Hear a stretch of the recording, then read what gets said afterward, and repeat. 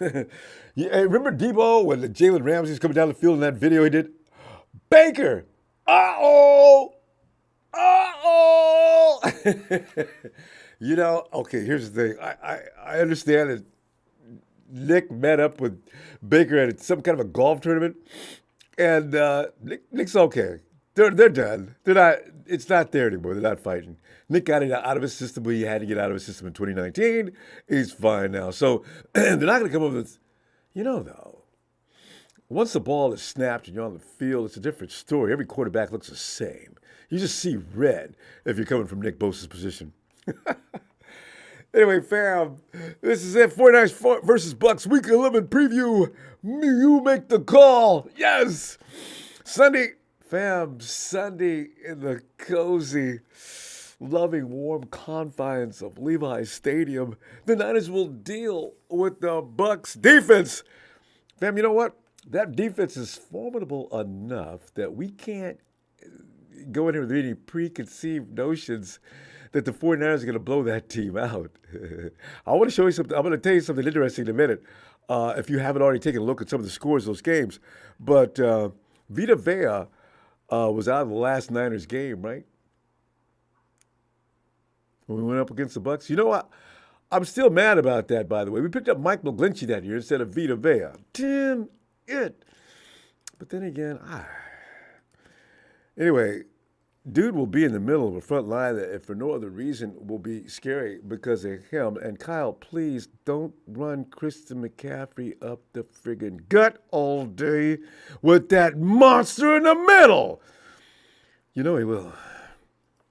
Also, Tampa Bay offensive line is they're not great, but when you got Tristan Wirfs, you're already going to be pretty good. So tonight, the phones we go as we do every Friday night to get your analysis and your prediction and how you feel about what's about to happen, along with your score, of which we can hold you accountable for the following day. Or should I say Sunday, Monday? Well, we don't wait until Monday, Sunday. Sunday we'll say, ooh, look at you with the expertise. You picked the right score. So we look for that's always fun. By the way, I don't know how you feel about this, but the 49ers are signing Jason Verrett to the practice squad. If only he could just somehow sidestep injury. Because you know what? The Texans had him. They let him go. They had him for like the first 5 weeks of the season. 49ers have actually worked him out twice. So that means they definitely had an interest. Jason Verrett is a good football player. He just can't. Jason Verrett has got to be the most tragic story in football history. With all that skill, Pro Bowler, the 1 year he stayed healthy. Actually, that 1 year he stayed healthy with us probably was a Pro Bowler that year. But he just can't do it. Oh yeah, fam. Remember Mrs. Gray's baby boy, Danny? Yeah, Coach Hannon mentioned him today saying, quote, Danny's good to go. He's getting right there. He's in that same situation. I'll tell you about that. We'll see how it goes with these numbers. But I think he's right around now able to come back and help us. So we'll see when when we need him with the numbers. That same situation Coach is talking about, the Niners have designated defensive end Robert Beal. He had a hamstring thing going on, cornerback Darrell Luter Jr.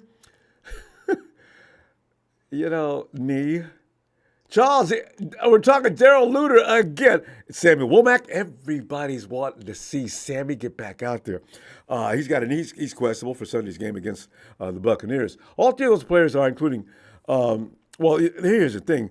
None of those players are currently on the 53-man roster because the Niners open up that practice window November the 6th, and a decision regarding their status it will have to be made soon. Several factors, including roster space, will contribute to that decision, of course, because we can't just be stacking all these guys in. The roster's already, think about, the roster's already stacked with 53. 53, 1 to 53 has just got guys that are really necessary. So what are you going to do? The good news, though, is that their health appears to be progressing in the right direction. Coach Shanahan told reporters after today's workout, quote, they're coming along well. They've had 2 good weeks. It's nice to have them at practice, unquote. So if anybody came out there and blew them away at practice, somebody else on the current starting squad or the guys that are dressing every week might have to sit down. Niners are favored by 12 points, fam, versus the Bucs, who are only 4-5. The matchup has an over/under of 41 points. There's a reason behind that. That I didn't. When I saw that over/under, I said, "Wait a minute, let me check something out here." Because the Bucs, they don't really have a lot of explosive plays. By the way, remember Justin School? Yeah, he's playing with the Bucs now. They got Tristan Wirfs on the other side. I don't know. I was like, okay. You know what do I want to do? Here, tell you what. Let me look at these games because I was kind of intrigued by that. Okay, the Bills beat the Bucs 24-18. Well, that's not the first game. Let me see. Yeah, you don't score a lot of points against these guys. They beat the Vikings 20-17 to start the season. They beat the Bears up 27-17. You get the picture here? They lost the Eagles 25-11. They beat the Saints. The Saints got 9 points. The Lions escaped 20-6. When I say escape, I mean they didn't get. You don't blow the Buccaneers out. The Bucs beat the Falcons. The Falcons only got 16 points, 13-6. Bills 24-18 over the Bucs again. Kind of a close game, right? The only team that went buck wild see what I did there? The only team that went buck wild against the Buccaneers was D'Amico's Texans. They scored 40 points, 39 points to 37, but the Bucs were keeping right up with them. Interesting, isn't it? I don't really know. The Bucs last week they beat the Titans 20-6. They've got a defense, is what I'm talking about, fam. They really do. I'm not sure what to expect here. They're Brock Purdy, he's always under fire about. Brock Purdy's one of actually statistically, he may be the best quarterback in the NFL. I know everybody's saying, well, look who he's got playing with. You know what? I don't know how do you blame a guy for who he's playing with? And Brock Purdy, by the way, has not thrown from a clean pocket probably most of the year. There's instances when he saw him. If you've watched the games, you notice Purdy's almost always under duress. He's got to hurry and get the ball out. He's got to find his receivers. He's got to get out of the way. And he still makes the plays. That warrants an applause. Our O-line ranks number 20, fam. Even with them almighty Trent Williams, we're number 20. The Bucs are another team that loves to cover zero. So they're going to do what they do. Because as long as the 49ers offensive line is like they are, how many teams have got cover zero? I mean, they're blitzing on every play. We've got at least 5 games, right? And it ain't just because it's Brock back there. It's because they know the offensive line can't probably deal with that. Actually, the only defense, that's been somewhat effective against Brock has been in cover 3. So, but yeah, as I said, I mentioned the Bucs schedule. I've toned down my expectation on this game. I think we can win it. I don't have any doubt about that. But it could be some moments where we're sitting there thinking, passing yards for Baker and Company, 228.6, 2,057 yards. That ranks 15. Rushing yards, they don't like to run the ball, though. They got 781, and that's ranking 31. Points scored, 19.8. That's 23.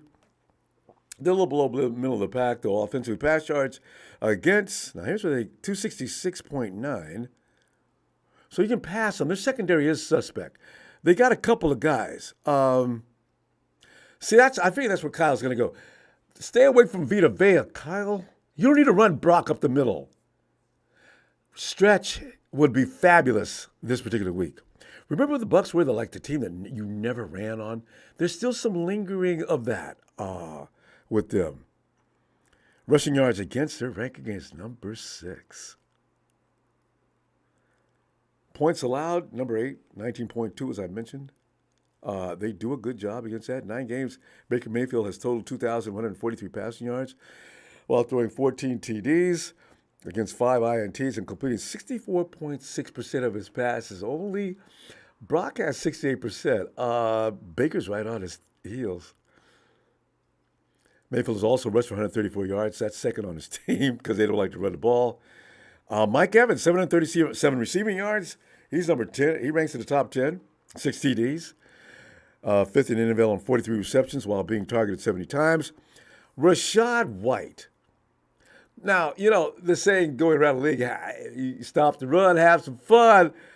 Rashad is averaging 47.7 rushing yards per game this season, 429 total yards while scoring 3 touchdowns. He is not a threat. But that may be due to what he does. He just catches the ball out of the backfield and things like that. He has gained 35 passes on 37 targets for 326 yards. That's third on the Buccaneers squad with 1 receiving touchdown. He averages 36.2 yards per game on flight. Chris Godwin is still there. I've always had respect for him. 44 catches for 522 as we head through the midway of the season. Do you see what I'm saying here? They got guys that are on the way to a 1,000-yard season between Godwin and Evans. 1 receiving touchdown, averages 4.9 per game in 9 games and has been targeted 68 times. So we got to worry about Antoine Winfield. He is the guy that he's one of the better defensive backs.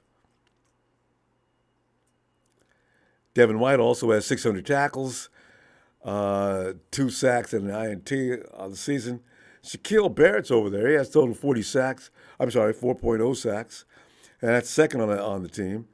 How many guys we got with 4 sacks? Fam, you know what? Here's my thing. I just don't. We shouldn't assume anything with this game.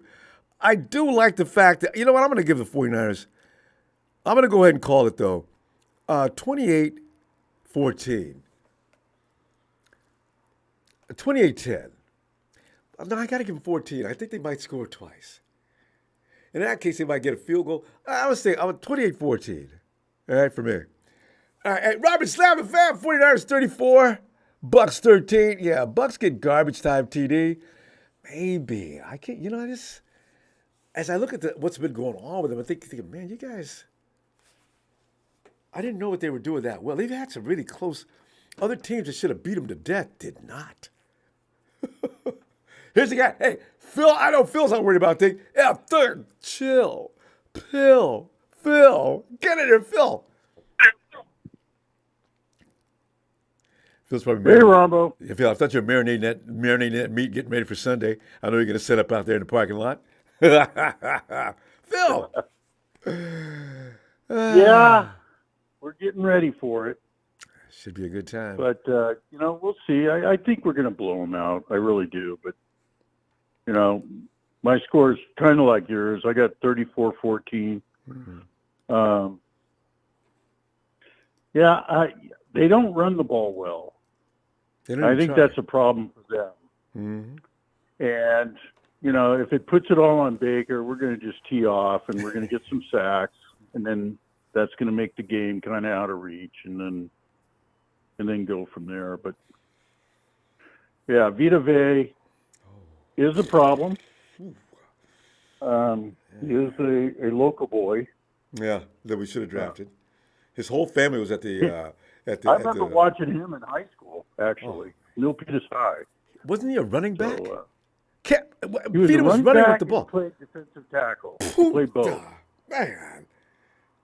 Yeah, against high schoolers. He's always been a big kid. So they get coming down the field running with the ball. Oh, I don't know about tackling this guy. Dive for his ankles. No, I think we're going to get more sacks. I think the sack machine is going to be in full force. And then after we win against the Buccaneers, we just watch Monday night and go Chiefs. I don't root for the Chiefs too often, but I will this time. Yeah, like me and the Rams this week. I don't know. Let's beat up on the Chiefs, please. I mean, not the Chiefs, but the Seahawks and the Eagles. When you're rooting for the Seahawks or the Rams to beat each other, that's okay. If they could play to a tie, I'd give anything for that, Phil. That's not going to happen. But the Rams own the Sea Chickens. They really do. So I'll give them that much. That's the only team they can beat. And this goes years, too. When we were struggling with them, the Rams were beating them. Yep. Mysterious. So I wouldn't be surprised if the Rams win the game. But, the Seahawks have a real difficult schedule coming up, far worse than ours. That's saying something, too. For one thing, they got us twice, which is 2 losses for them. Then they got Philadelphia, and they got Dallas, and they've got so they're going to have a problem. Hey, good luck, GD. Yeah. What we need is Dallas to beat Detroit too. That's going to be, that's going to be one that I don't usually root for Dallas either. But Phil, that's the only couple of teams that Detroit has to deal with. Detroit's got a cakewalk into the playoffs as well, but that could play against them as well. You get too soft of a schedule going to the playoffs, so you're not ready for the real big guys. So that's good. Yeah, that's true. That's true.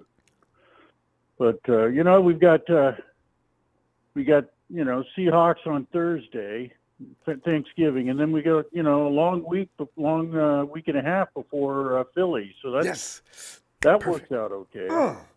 Yes. I don't want any guys tired. I want guys fired up and pissed off about last year. Let's play them like we really are taking it personally. I can't wait. I would love us to get up big this week against Tampa Bay and then rest the guys second half. And then go into Seattle fresh on Thanksgiving. Yes. Beat them, and then you got Philadelphia a week and a half later. It's a wonderful thing. Yeah. Well, Ronbo, it is what it is. We lost those 3 games, but right now I like our team. I love our team. Detroit versus everybody. Actually, it's the 49ers versus everybody. We're the ones that get all the bad calls.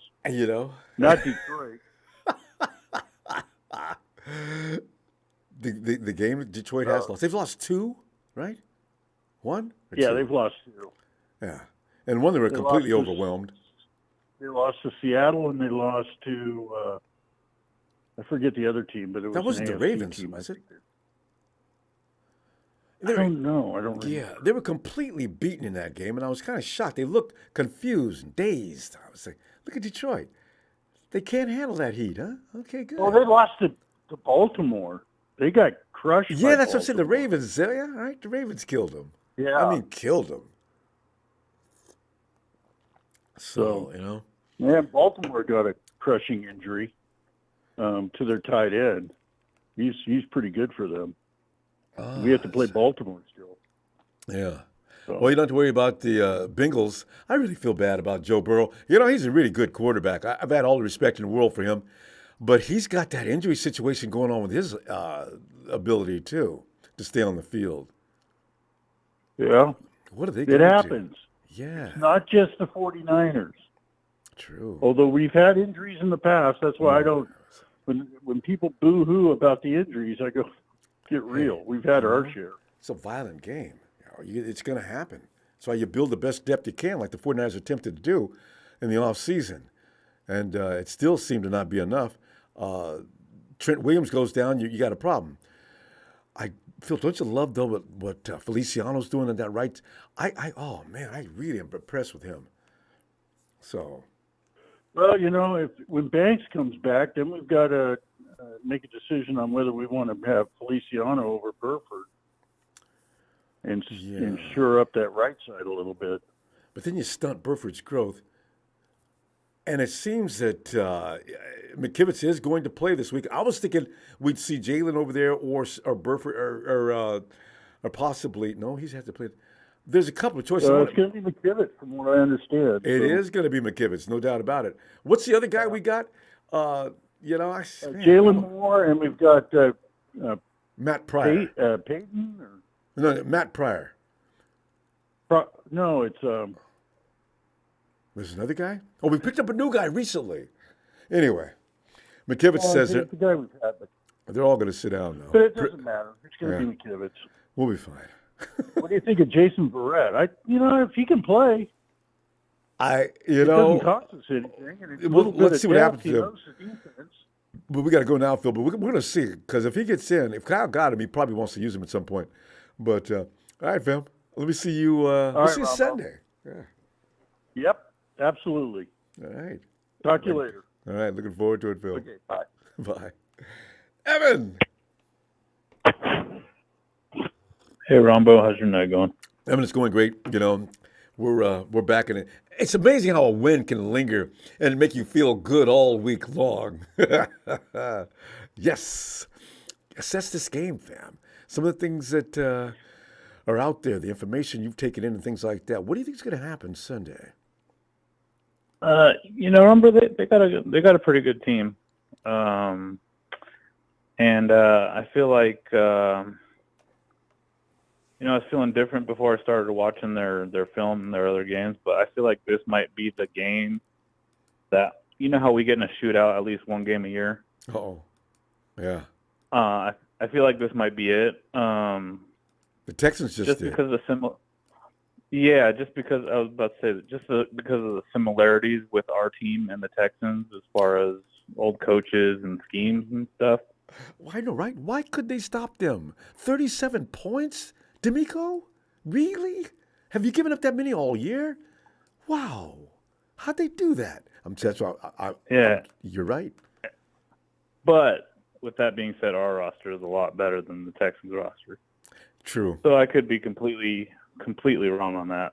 But just from a scheme standpoint, and I do think our team is more physical than theirs. They have a physical squad, but not as physical as ours. Not yet. There are a lot of youngsters that they're working on, but yeah. Yeah. But yeah, I mean, I'm never gonna say our team's gonna lose in a game. So I feel like if the Niners play like they did last week, they can win every game. We're gonna run the ball. Are you expecting to be able to? I don't like Vita in the middle. That really concerns me. Yeah, I think our best bet would be to do like the stretch plays, but kind of when McCaffrey's in that mid motion and Purdy just throws it to him real quick, almost like a bubble screen, but not really. It's like a long toss play, Sure. I think that kind of scheme would work really well. And Vita's got not only does it get too. Yeah, not only is it good for Brock not feeling tremendous amount of pressure from the D line, but it also doesn't get McCaffrey crushed, in between the tackles. Right. This is the thing. I mean, Vita's. But hopefully, and he's got help around him. Yeah, but you never know with Kyle. He gets in that arrogant mindset, and he thinks he can. Whatever he wants to do, I'm Kyle Shanahan. I'm brilliant. They can't keep up with me. I've got every scheme known to man. Right. So, Christian's not the biggest guy in the world, and against a D line like theirs, unless he's willing to put Mason in, for a couple of runs to beat him up, but it's not going to happen. Yeah, they got a big front, so screen game and maybe Debo on some jet sweeps might be the way to go in this game. I forgot about Debo. He's back. Yes. Yeah, because they're, from what also I assessed from their film, is that their corners aren't the best tacklers either. No, they got all kind of problems in that secondary. So yeah. Yeah. So I mean, if we get our guys out and in space and get some yak, I think we can get some yak against them. Evan, do you ever remember Christian CMC? Have you ever seen him coming around the jet sweep? What? I don't remember that ever happening. I don't know that I have either. I've seen that kind of long toss play, like I was saying. Like a zone. But he's not staggering the not so defense much for a split second, going around the other side to get the ball. Right. Maybe Kyle's saving that. He won't use it now. Because can you imagine Debo and McCaffrey crossing in the backfield? What do I do if I'm on defense? I'm sure. Yeah, that'd be pretty confusing for those guys. Yeah. Who do you expect to nice, get the ball? That could be special. But go ahead, Evan. And then, like fake jet sweep off of that and just have Ayuk streaking down the sideline like last year. Yes. Yeah, so, I mean, we can score against their defense. I'm not too worried about that. I'm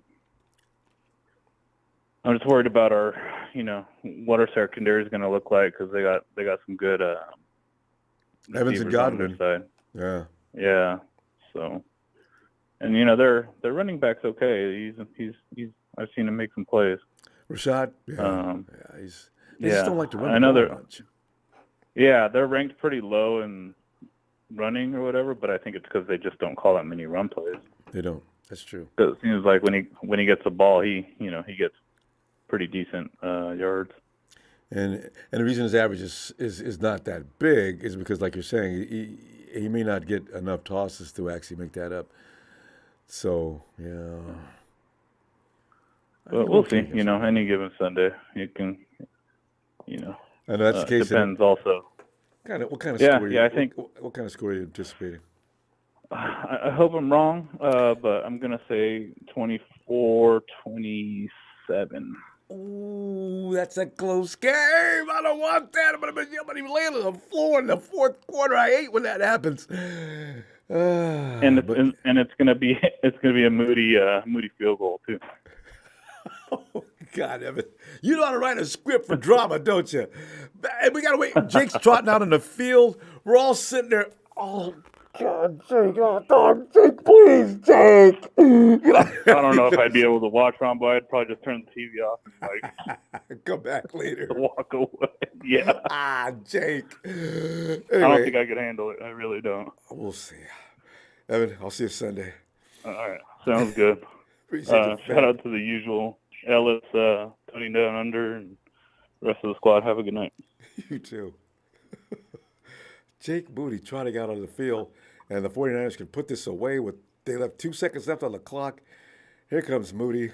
Oh, no, they're carrying Jake out. Two guys, he's resting on his shoulders. Looks like his nerves are shot. Hey, Serge! What's going on? Serge, man, we're sitting there tripping, man, because, I didn't realize the people aren't beating the Bucs up.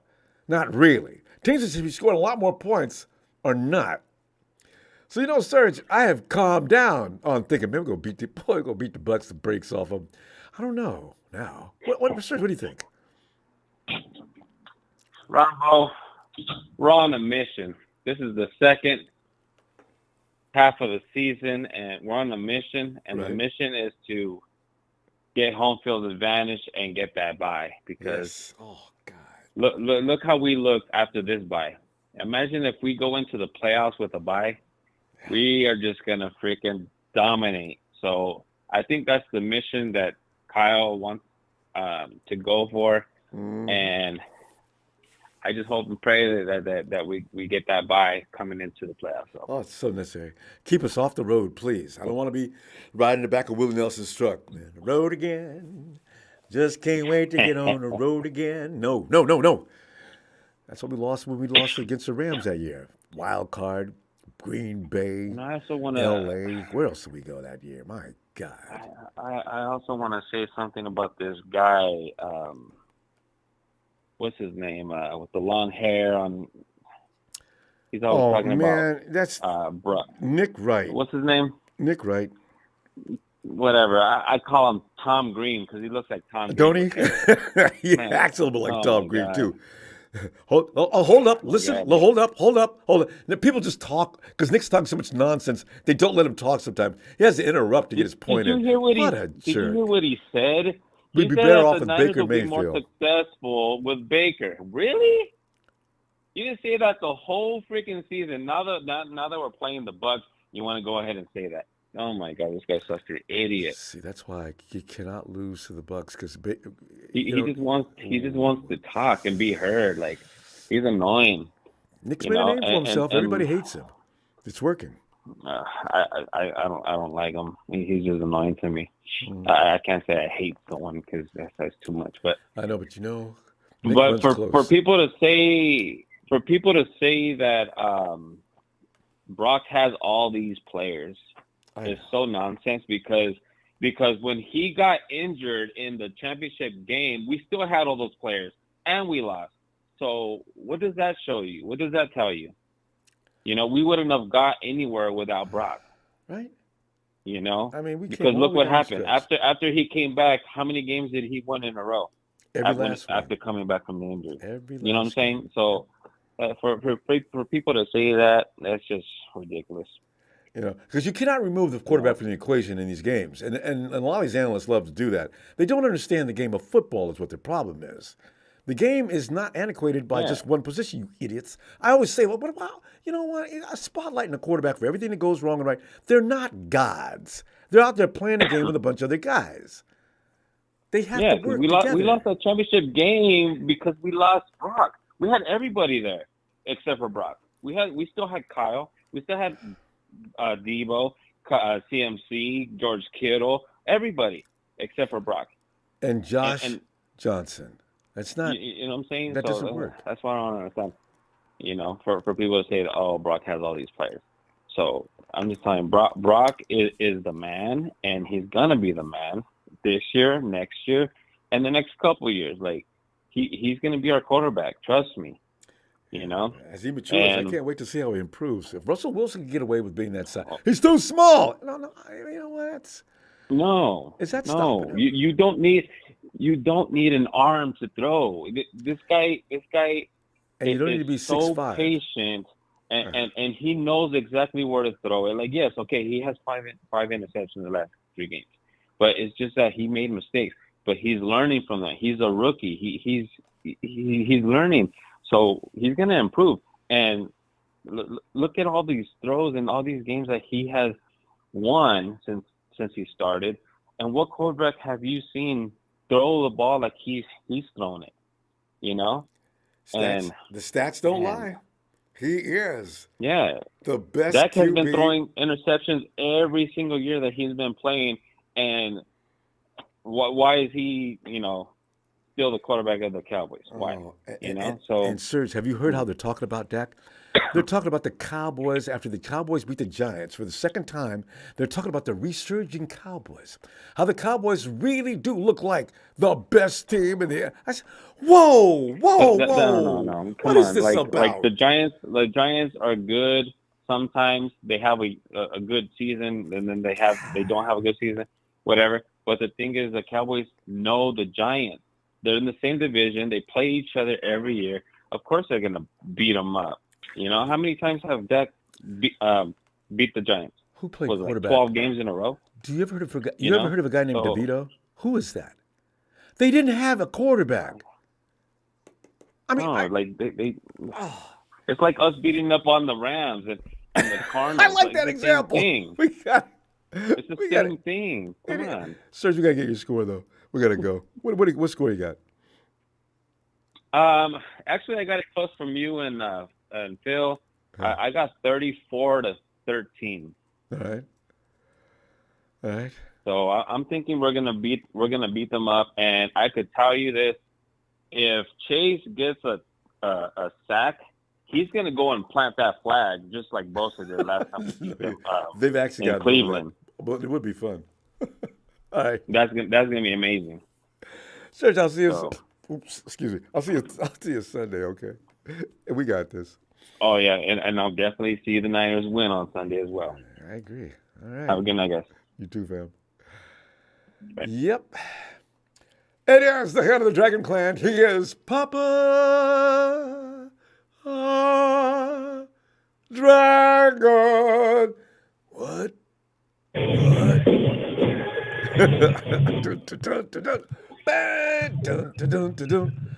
Come on in. Is that Stone Cold? That's Stone Cold Papa Dragon. Bob, Ronbo, let me ask you a question. please. What? That was the question. I should have drank anything. I almost lost it. What kind of question is that? You leaned into it too. That was the best part. Oh. Ronbo, do you have any doubt? Do you have any doubt, Ronbo? Do you have any doubt that the 49ers are going to lose this game? I always do, Pop. I hate to say it, but every time we play, no matter who we're playing, there is that slight little dark area in the back of my mind. I'll have to answer yes. Yes, yes, indeed. Yes, indeed. Because you know what? Brock Purdy's playing some good football overall. Playing good football, Ronbo. Yeah. He's got great weapons, but he doesn't have good protection. Yeah, see? Mm-mm. That's the only He's thing that running concerns for me. his life. That's why teams are blitzing. He's running for his life. And these Bucks are coming. Yeah. They're going to play. They're going to run a lot of zero coverage. Yeah, I know. And they're going to say, Brock, you're going to have to beat us with your arm while we hit you in the face. And it is up to Shanahan to do what he did in the last game and really, really dial up a nice game plan. Dial up a nice game plan, okay? Yes. Now, yes. the nice game plan is just, your quick passes, your mixed direction, your reverses, etc. And Brock is going to take some shots down the field that, again, he keeps taking them. So I got to give him a lot of credit, because, even though it makes Kyle mad. Down and Jimmy G. Mm-hmm. Yeah. Well, it makes Kyle mad, but I don't care. I mean, throw it. I wouldn't care. I'm serious. It's like you protected me with a $1.5 million right tackle. And he may be overpaid. A $700,000 right guard. You get what you pay for, Ronbo. You get what you pay for. You're damn right. I learned that a long time ago. But yeah. So that worries me. That worries me. Kyle had a lot of complimentary things to say about Baker. He actually said more complimentary things about Baker than he did about Trevor. I know, Kyle has to know he's not fooling anybody. He might. I don't know. I mean, Kyle, you just don't want him getting all pumped up. No, Kyle's an odd cat, but a lot of times when he speaks the truth. If he's mad at you, you see it in his face because he was mad at Grant Cohn. Grant Cohn asked him about the running back situation. He didn't like that too well. Was that in today's presser? Yes, it was. I got to go back and see that. Grant pushes buttons every year at least once or twice. Yeah. Ooh, boy. I swear, I thought I thought Kyle was about to pull a gun out. What did you say? Louis. You know what? I saw the article headline, why our second running back, Jordan, is not going to play or is playing. That must have been... Jordan's number 3. Yeah. Jordan's number 3. So what Grant did is he set him up for a question, and the question was an obvious setup, and it just pissed Kyle off to no end. He says, what's it going to do for you to gain the trust to let Mason play? He's averaging 5.9 yards a carry, and Mitchell averages 2.4 yards a carry. Like, I can't wait. I would rather Kyle say, well, I don't want to give away my strategy right now, so no comment. But no, he looked him square in the eye. He was like, what? Swear to God, dude. I just read the transcript. I didn't look at what oh my God. No. I gotta go see that now though. No, you gotta look at his face. You gotta look at his face. Now, straight up, seriously, the 49ers should win this game. They should dominate this game. But the battle right now, we're in November. heading into December. Right now, we cannot. The 49ers cannot win games in the trenches 100%. We can win on the defensive side if they're passing, right? But we're not winning on the offensive side. Our run game is just not very good this year. Our pass protection is just terrible. So ideally, each game is going to be its own little adventure here on out. But this is a game we have to win because we gotta, we have to keep pace with the Eagles. Yes, we got to. We got to keep pace. So we got to win this game. I'm going to call it. I'm going to say that the Buccaneers are going to cover the spread. I'm going to call this game. Yeah, they're going to cover the spread. So put your money on the Bucks. That's like 70% of the money is going on the Bucks right now in Vegas. What do you got for a score, Pop? Yeah. For a score, Ronbo, we're going to go Bucks 13, the 49ers 24. Yeah, there you go. Just to undercut the spread so Vegas collects. Put your money on the Bucks. Okay, Pop, we're going to go, and I can't wait till Sunday because I got your score right there. First thing I'm going to do is dial up. Let's see what Pop did. Uh-oh. He was right on the money. Hey. Wait, remember what I said? I said they covered the score. I didn't say they win the game. But the 41, so I think 41 over under. Win, but it's not going to be a blowout. Yeah, because there's not a lot of points going to be scored in this game, period. But anyway. I don't think so. All right, fam. I'll see you Sunday. Can't wait. All right, brother. Hey, shout out to all the usual suspects. Oh, of course. Absolutely, man. And we'll see you on Sunday. All right, fam. Oh, that's right. It's an early absolutely. game. No, I know. Maybe they'll be awake. Okay. No, we're late game. No, we're late game. We're gonna try to catch you. That's right. No, we are gonna catch you. You know why? Because the girls are off school next week. All right. Christmas vacation. Yeah. Christmas vacation already? No, Thanksgiving vacation. So, all right. Yeah. Welcome to the new millennia. They stretched out these holidays. All right, fam. I'll see y'all You used to go to school on Thanksgiving. I know, right? All right. Bring your food with you. Hey, Pop. Bring your turkey sandwiches. All right. Hey, it's time for Sharon and Mom. Hey, Sharon. Hey, Ronbo. Hey, Sharon. Shout out to Sharon and her mom. Sharon. You know what? Because thanks for joining the conversation, ladies. Have a good night. Bob. God. Sharon, come on. I love Sharon and her mom. I can see that. Sharon? Yeah. Sharon, let it all go. It's a game you cannot lose, better not lose. Oh, you know what? We don't have to win it to get into the playoffs, but there's a lot of things riding on the fact that we have to keep up with the front runners. We cannot lose another game. 4 games is too many, Sharon. What are you thinking, though, about this game? And how do you size it up? I think we're going to dominate this game.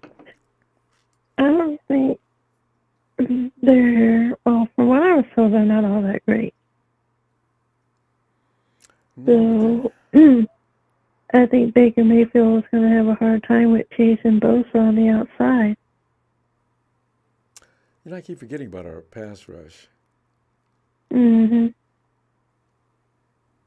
So he's going to have a hard time with the defense. Okay, but Todd Bowles. Todd Bowles has always worried me ever since he was with the Cardinals, right? Every time we played the Cardinals back when Todd and Arians were on the same team. Bruce Arians and we had a lot of problems with them. And we'll see.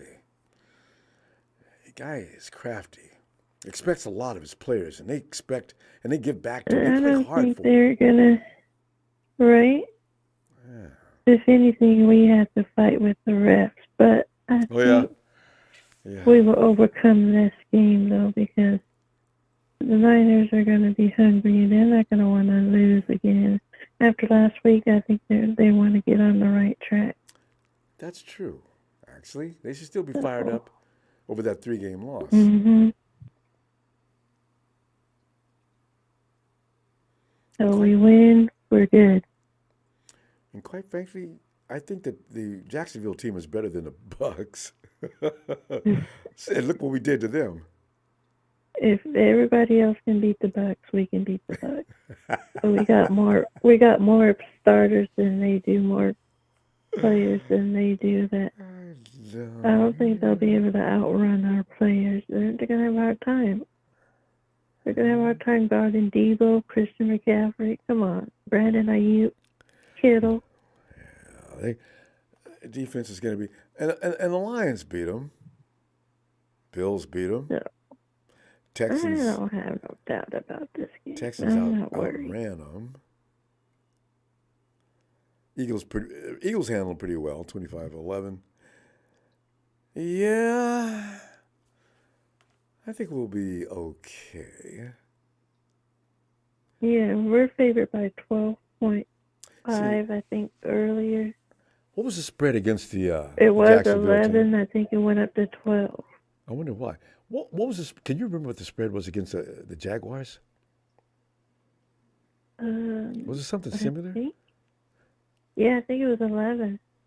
See, when we start getting double-digit spreads, it always concerns me. I'd rather win by a touchdown. I feel a little more secure. I think, what does Vegas know? What are they doing? How do they come up with that number? Usually it's, reliant upon the betting, who's putting bets on who. But I say, you guys, Vegas is right more than they're wrong. Well, no, this year I understand they're taking a beating. But yeah, we'll be fine. Yeah. We'll be okay, Ronbo. No doubt. Yeah. Well, what do you think is going to be the score? 35-20. What does Mom think? 38-17. When Mom gets that confident, I feel better already. It's a load that's been lifted from my chest. You do a good job too, but Mom is always seemingly right in the ballpark. Mm-hmm. All right. What else you want to add? I think we'll have, like last week, 5 sacks, maybe 6. Yeah, that's too much. Because Baker Mayfield is not going to get that ball out on time. I don't think. Yeah, see, that's our secondary's got to play as well as they did last week. Mm-hmm. Yeah, Mike Evans is pretty tough. So it's going to be good. What do you think about Verrett coming back to the Niners? Yeah, I like that. I love Verrett. He just can't stay healthy. Remember that one year he stayed healthy? I think had a great he might season. be able to stay healthy this time. So why not give the kid a shot? I mean, he was good. He dominates when he plays. Doesn't he? So that's you kind of good on our part. His man does not get away. He's like chewing gum on your shoes. Like that. So I'll be glad when they sign him next week. Yeah, I think they've already signed him. As to when they activate him is the story. He's on the practice squad. Oh, they already signed him? I thought they said next week. Maybe. All I know is they pretty much, the way the writers are putting it, it's a pretty done deal. They worked him out twice, and they decided to sign him now. We'll see what happens. I want to see him activated, though. We got a lot of guys on the 53.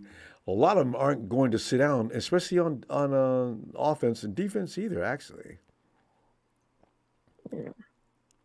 Because Ambry Thomas looked good last week, didn't he? He looked pretty good. So I can't make Ambry sit down and bring Verrett in. Well, I could. Actually, on the inside, Verrett doesn't play the slot. So we got to let Demo grow in that position. It's really scary. Anyway. Yeah, it's going to be a tough call to see who's him out there. So hopefully we do. Yeah. All right. All right, Jen. I'll see you Sunday, and hope you and Mama got this right. Hey, Rumble. Night. Me too. All right. Night, Sharon. All right, good night. And I look at is it Vice? Anybody who thinks Nick Bosa's going to move Tristan Wirfs out of the way, not only doesn't know football, they're grossly underestimating his skill. Not me. I've already spoken about Tristan Wirfs last year. So Chase has got to be the man because they're gonna be because Yeah, he does. yeah Chase is gonna be the man, and I need that man who's getting paid a lot of money named Javon to also do a number. And Eric Armstead is starting to get into his stride. I'm okay. Nick will just keep Tristan busy. Matty S. out of Bend, Oregon, Mr. Overland X. Yeah, bro. Fam, how you doing? Good. How are you, bro? Doing great, man. Every time we win a game, I'll be great until last year I was like on drugs the whole season. How many games did we win in a row? Every week was seriously. a party, So yeah. Yeah, Here we go. Yeah, well, you know what I got to say first off. Screw the Seahawks, screw the Cowboys, screw Nick Wright, and then all those idiots in the chat that are from other teams that have absolutely no life. Like, get on out of here, man. We don't go in your groups. Like, I don't even know who you guys have for YouTube people. Like, Ronbo, like you're that cool, bro. Like, they come in and they want to see you and talk to you. I get it. Well, the thing is, they think they come in and pick on our people, and they always get their ass handed to them. I don't understand. Jim Everett goes to every 49er site he can find. I've watched other shows, and there's Jim. And people say, Jim Everett, our resident Rams fan, and they'll quote him. Jim Everett, Jim, man. Yeah, Jim, you suck. God, why are you bothering people, Jim? Your Rams are 3-6, about to come. Well, I have to root for them this week. This is a good question to ask you, man. I don't know. I don't personally have that kind of time to be bothering with other people's groups. Here's the thing, though. Who do you want to win between the Rams and the Hawks? Oh, Rams all day. Yeah, see? Dude, I hate the Seahawks so much that when they're on a bye week, I hope the bye week wins. I mean, like, really, I hope and then, like, they play Dallas coming up, and I hope that, I mean, this is just, I would never really mean this, but I hope when they're flying into Dallas, their airplane crashes into the stadium, and it kills both teams. Matty, too much, Matty. That's just wicked. I know, I don't really mean it. I don't mean it. I just thought it was funny, man. I do wish the lights would go off or something during the course of the game. Yeah, totally. They have to clear the stadium. I never mean anybody death. It's just funny. It is funny. What do you think like about those? What do you think about those Lions, man? They got a cakewalk schedule. They could be seeded higher than us because of the fact they don't have to play anybody. Yeah, they play the Cowboys. Yeah, they don't have anybody worth. Yeah, they don't have anybody worth playing. Yeah, that's it. They've lost 2. Yeah, I don't. Well, you know what? They could lose to the Cowboys. I never saw it coming. Yeah. Well, last year I didn't like them, Matt. I didn't want to see them in the playoffs. There's something about that team that concerns me. Well, you know what though? I might have them overrated. We'll see. Oh, we'll see. It's hard to tell. And the thing is like one of my best friends is a diehard Lions fan, and so it's like I haven't really heard anything from him yet because he's a hunting guy, so he's been out hunting. He's out. But like as soon as the Lions hit the playoffs, man, it's just going to be nothing but like he's just going to be running his mouth. You know why, don't you? They've been, underprivileged. You talk about being a Lions fan. I give it to a Lions fan. If you've been maintaining that allegiance to a team that is historically awful. I mean, they don't have any period in time when they were doing anything special for any period of time. So how do you root for that team? I don't know. He stays pretty hard, man. Well, what happened with Gary is he jumped ship on the Raiders when the Raiders went to L.A. He was so mad about it. They went to Detroit? Yeah, so he just went to Detroit. He was a huge Barry Sanders fan. Well, that's understandable. Everybody liked Barry. I mean, yeah, it's understandable. He's classy, man. He didn't do anything, man. He'd just go score a touchdown, hand it to the ref, and go sit down. He didn't do a dance. He didn't. Wasn't he special? He was super professional. And Barry Sanders, the only guy I know that could run sideways as fast as he could forward. Barry Sanders would become paper thin as you were coming to grab him, and he'd sidestep you in a way that I've never seen anybody duplicate. I would have loved to have seen him and Megatron being in the same time era and playing together. It would have been a hell of a team. No, that would have been too much. They would have won. It would have been something though. Like, because they're both just class acts, man. I liked watching both of them, even as a 49ers fan. Yeah. Good talent's fun to watch. So, I actually like Patrick Mahomes these days because he's out there with a team that wasn't as good as it was, and he's still winning ball games. His defense is doing a great job for him nowadays. Yeah. Travis Lacey's so busy with Tay-Tay that all of a sudden he's getting injured. So, I got to give it to him. I can't stand that stuff. I know. It's so Yeah, well, he's got to have a lot of BS going on in his background, too, with the wife and all of her friends. So I give him credit for kind of toning some of it out. Like, that's got to be tough. It is, Matty. Man, we're gonna get your score because we have to go. But what do you got for a score? I was thinking about it, and I'm pretty solid on 49ers 34, Tampa Bay 17. They might score a garbage time touchdown, but I think we got this. It's gonna. I have a feeling it's gonna be like a little bit of a struggle out of the gate, and then we're gonna find a rhythm, and it's just gonna be hats off. Just pound them in the face all day long. We got to do it. All right, Manny. Always I fun can't wait to talk to you. Tell you what, yeah, buddy. I look forward to it. Sunday. All right, fam. Good night, Matty. All right, bro. Good night, guys. There he goes. Matty shares the same, what we all have in common, of extreme dislike of the Seahawks. And Matty lives up in that area where he has to run across them all the time. Hey, Tony! Hey, Ronbo. Tony! What's happening, brother? Well, Tony, we're looking. I'm not as high on this game as I was before. Last week we just got through beating the Bucks. I mean, not Bucks, but the Jacksonville Jaguars. Well, I assume is a better team than the Bucks. But then I said it's always about matchups in football. And then I looked at some of the scores of the games, like I always do, of the team we're about to play, and I noticed it was really hard for teams to beat up on the Bucks because of Todd Bowles and his defense, I imagine. I don't know. Baker Mayfield doesn't really scare me. They don't like to run the ball a lot. Baker Mayfield's going to put that ball up a lot. I would assume that's going to play in our hands, Tony. What are you thinking about this game? I don't know why you're not confident, Ronbo. You remember what happened to Baker Mayfield last time we played him? Well, he was buried right there on the field. He was running for his life. Well, you think anything's going to change, brother? It shouldn't. Well, it's not, because now we've got both the Buckeyes. Not just one of them. I know. No, that kid's going to be running for his life. You don't reckon Bosa and Chase Young are not going to make a plan for this game? They're not going to sit there and talk amongst each other and go, "We got to get this mofo." They're gonna have meetings constantly at the Bosa. I mean at the Baker Mayfield house. You know. Bam! Mate, even before they go on the field, they're going to be after this kid. They're going to point to prove. You know what I'm saying? They're not going to let him just slide like that. He's not going to just get away with it like last time.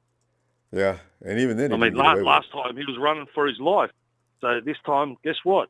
He's still going to be running for his life. He's going to be running out of the ground, shitting himself. You know, we're going to come around the right side. I'd like to see, because you know who's on the right side of their line? Remember Justin School? Yeah. I'd love to see, because Wirfs is on the left side. I'd love to see not Baker, but Bosa and Young on the same side, lining up on the right side. Of course, they're the kind of guys that love a challenge. They're gonna. I don't need to do that, Coach. Come on, but line them up both on that side, and I'm gonna put Randy Gregory on the other side. Oh! What about Hargraves? What about him? He's gonna be in the middle. What about Eric Armstead? They're gonna smash him. I want one of them between Armstead and Hargrave. One of them say, you know what? I'm going with Armstead because he's got quickness. So does Javon, but Armstead's got he can get in the backfield even faster. That's going to be my NASCAR attack. And man, oh God, Baker, you got 1.5 seconds to get that ball out of your hand. Mate, they're going to be turning over. Our boys are going to be turning over that ball so many times. The offense is going to get sick of it. Sick of scoring points on them. Oh, man. I'm not scared at all. After the performance they put up last week, they're just going to go back to losing. No chance. No, I don't expect a loss. I'm expecting them to improve, not go backwards. You know what I mean? Yeah, they should still be on that same Doesn't high. that make sense? Especially at home. Yeah. It does make sense. Well, I mean, if they're not, we're not winning Super Bowls, so they better be on a high. Yeah, you're right. If their mindset isn't in that place, then it should be. And if it's not, we got a problem. Exactly right. Yeah, and the coaches will be up their buttholes straight after the game so quick they won't even have time to take a poo. I wonder if they lose that one. I wonder if Kyle does. You know, Kyle, I've seen him get pissed off before, and he didn't know the camera was on him. But I imagine Kyle does have some choice things. I think every football player knows a good coach is always going to get a little crazy at times and say some things later and say, look, I don't want to have conversations with you like that all the time, but you know my passion for this game, and I know you've got the same passion for the game. If I come at you with a little tough love, you know how to handle that, right? Every coach in football, from junior high school up, gives you that conversation so you can be ready for him when he comes at you. So, Yeah, well, imagine your coach coming up to you, Ronbo on the sideline, going, "What was that? What are you, a pussy? Yeah. What are you going to do as soon as you go back on?" Put a pair of panties on or something, right? Just make him go out there. or if he comes up to you, he says, "Ronbo, come on, man, do you want me to shout out for a maxi pad down the sideline?" There's nothing like femininity to roll at a football player too. You're right. It works all the time. And then the person's going to say, "Mac, I'll show this guy maxi pad." You go rip someone's head off. There you go. Especially if the guys on the sidelines are laughing. So yeah. But yeah, well, your teammates are going to go, "Oh, you just got told. Have you been told today?" "Yeah, well, you just got told." So I'm not scared at all. I actually can't wait for the game. Yeah, it's going to be a good game. I just don't want 49ers. We have to win out. We can afford to lose one more game, but not till the end of the season when all things are settled. Yeah. Nah, we're not. We're going on a streak. That's the way I feel. I really feel the same way. We're going on a winning streak, and Nick Wright can go and jump off a bridge somewhere. That guy's a complete idiot. Strange, man. I don't know if he's just doing that for clickbait or to be different on the show, or if he's just an idiot. He is so. Tony, he seems sincere when he's talking all that dribble. He's serious. He does, doesn't he? He does. Oh, Brock Purdy, if the 49ers had Baker Mayfield, they'd be a Super Bowl winning team. That was uncalled for. And this Kyle Shanahan business, all right, Kyle Shanahan's a good play caller. So is Andy Reid. Yeah. Does anybody say that Mahomes is only good because Andy Reid's a good play caller? He gets his flowers all the time. And going to continue to do so. You know what, Tony, we're going to have another conversation about that. We got to get your score now. But you know what? Bruce Arians, not Bruce, but what's his name? The winner, Bieniemy. I'm starting to wonder about the effect. But listen, let me get your score now before production throws us both off. What do you got? Well, whoop that ass, 38-10. Yo, Tony's talking big time, baby. Tony, I can't wait to see you Sunday. All right. All right, brother. Shout out to the squad and see you in the next chapter. Hey, cheers, Tony. Cheers, mate. Hey, Michael. Hey, Ronbo. How's your night going, buddy? It's going great. As I say, I get residual effects from when we win games. I feel great for days. That's the main thing. Just start get on the winning train. Get on the winning train, baby. That's the only thing that counts. Just get it rolling, man. Watching both those edges get crazy. Chase. I can't wait for the Boza and Chase show on Sunday. It's time to take. Try to go after him. Baker, man. I don't know how he sleeps at night. I think he dreams about those two at night. You're like, oh, mommy. I'm having nightmares of Chase and Boza. So like nightmare on Boza and Chase, like nightmare on Niners Street. Yeah, he's probably dreaming about like, I better not show up Sunday. Honestly, maybe he does not show up. If Baker says he's not concerned, he is. Come on, he is. He's shaking in his booties. He's shaking. He's scared. But he scared. can't show that. Because what happened in college. Yeah, he can't show it because if you show that in Tampa, they're gonna say, "Wow, you're not a real man. You're still a little boy." Well, not only that, his teammates won't have any faith in him. Nope. So we're gonna have to. Yeah, Baker's gonna have to get. He's gonna have to eat some grass, and And I like the lineup, how you said for the defense. I like how you had Boza and Jace on the right, and it's Grigor on the left. You know, Kinslow right there. That's like, that's like NASCAR taking off. Get your motor started. That'd be. That's hilarious. What the Niners need to do. That'd be the best. And you'd definitely scare the pants off. And you might even get, a sack, or you might get a pick. Because they don't like to throw the ball. They don't like to run the ball. Yeah, he won't be able to see where he's going or throw it. He might be throwing it like up to grab, like Because you see what they did last week to Jacksonville.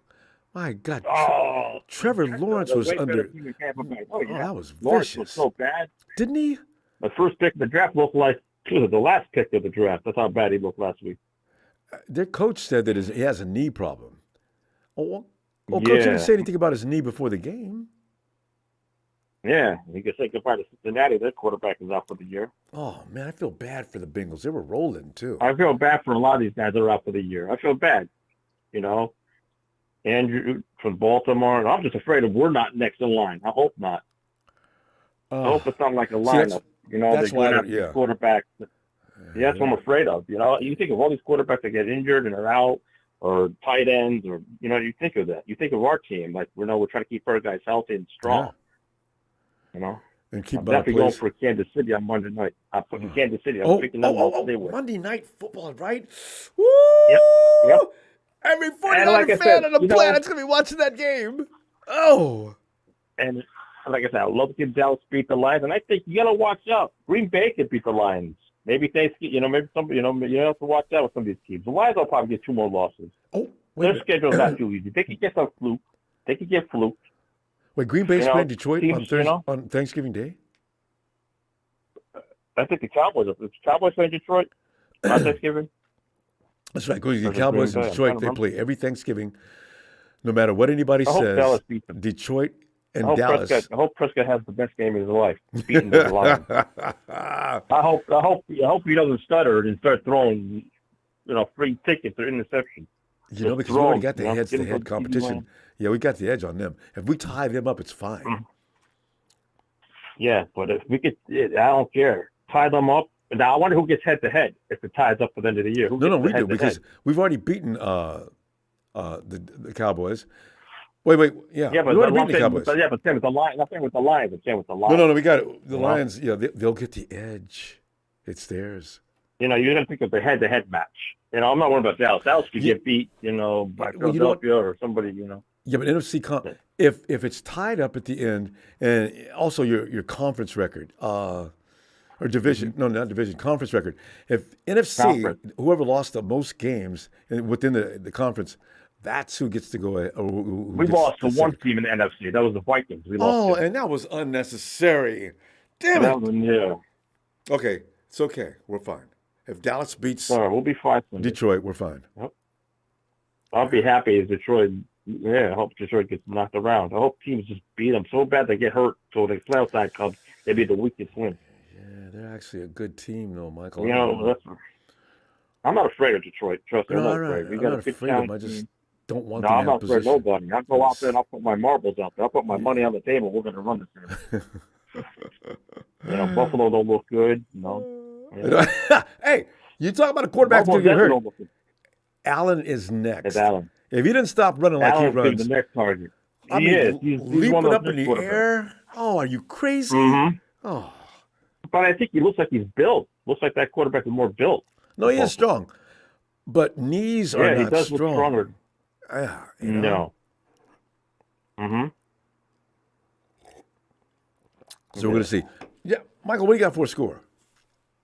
I'll pick the 49ers 42, Tampa Bay 13. Oh, somebody finally hit that 40 burger. We're going to score. We're having a field day. We're home, baby. We're going to have a field day in San Francisco. We're going to have a whole field. We're going to have a field day on Baker. It's going to be, I think, 3 interceptions Baker's going to throw. Wow. Hey, D'Amico Stroud, he got 39 points on him, so we'll see. Oh, Stroud. Hey, I'll tell you this. Got to watch out for Houston. It could be a sneaker in the wild card. Maybe they sneak in. I'm penciling them in already. AFC, you're right. Yeah. D'Amico in his first year. I'd love to see that. I'll be very happy. Same here. All right, Michael, we're going to go. I'll see you Sunday, okay? All right, Ronbo. You have a good night. I'll see you Sunday. And have a good night. 49 Empire. Good luck. Night. Too, fam. Night, Michael. Can you imagine D'Amico, his first year, he takes Houston, a team that was nothing but dirt the year before, into the playoffs? Shabazz, get on in there, Shabazz. It's always wonderful when Shabazz gets in on Friday because he sort of talks so much good sense about what's going to happen that you feel better. Even if he says we're going to probably struggle. But he ain't. Shabazz! Shabazz, the great Bazzini. Ronbo! Shabazz, go ahead and lay some of that insight in on us. You know what I'm saying? Because, oh, man. For sure, Ronbo. I don't understand what these people talking about. The level of disrespect. Vegas got the line at 12.5 because Vegas know Baker Mayfield ain't going to be able to move the ball down the field. Come on, man. Ronbo, we finna mollywop Tampa. Don't you worry yourself no never mind about odd bowls. Did you forget Brock last year, his first start was against Tampa, and what we did to Tampa last year? That was pretty vicious. With Brady in the building, and Mr. and Mrs. Purdy baby boy Swiss cheesed them up, and Brock's dad was crying because they bought tickets to see Tom and didn't know that would be their son's first start. Hey, man, I always got to be the voice of reason around here, man. Take the 49ers and the 12. We going to cover. Pig. Take the 49ers and the 12. We going to cover. Pig.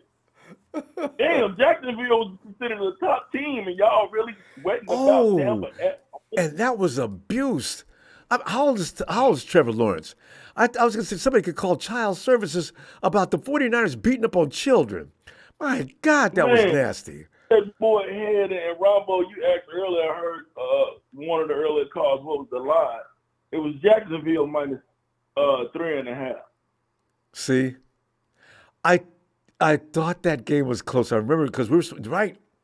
And it went up a half. Because it was -3 for the longest time. And then Vegas slid a half in there. And then as the betting started going wild, didn't they? Because Vegas like to trick people out of their money, knowing doggone well we were going to beat the brakes off Jacksonville. And they do a damn good job of it, don't they? There's suckers every day laying down them bets, getting rid of rent money and everything. Everything, Ron. But I don't understand what's wrong with people. They ain't got no faith in the 49ers. They said we the faithful. Man, they unfaithful. Thinking Tampa going to hold us to them. What? Tampa will be lucky, Ronbo. They'll be lucky to get 13. I don't see them scoring nothing. We held Jacksonville to 3 in Jacksonville. Man, Baker's going to be running for his God-blessed life. Are you kidding?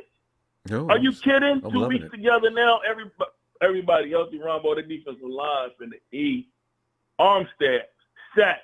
Hargrave, stack. Carlin Farrell, fresh, sack. Chase Young, sack.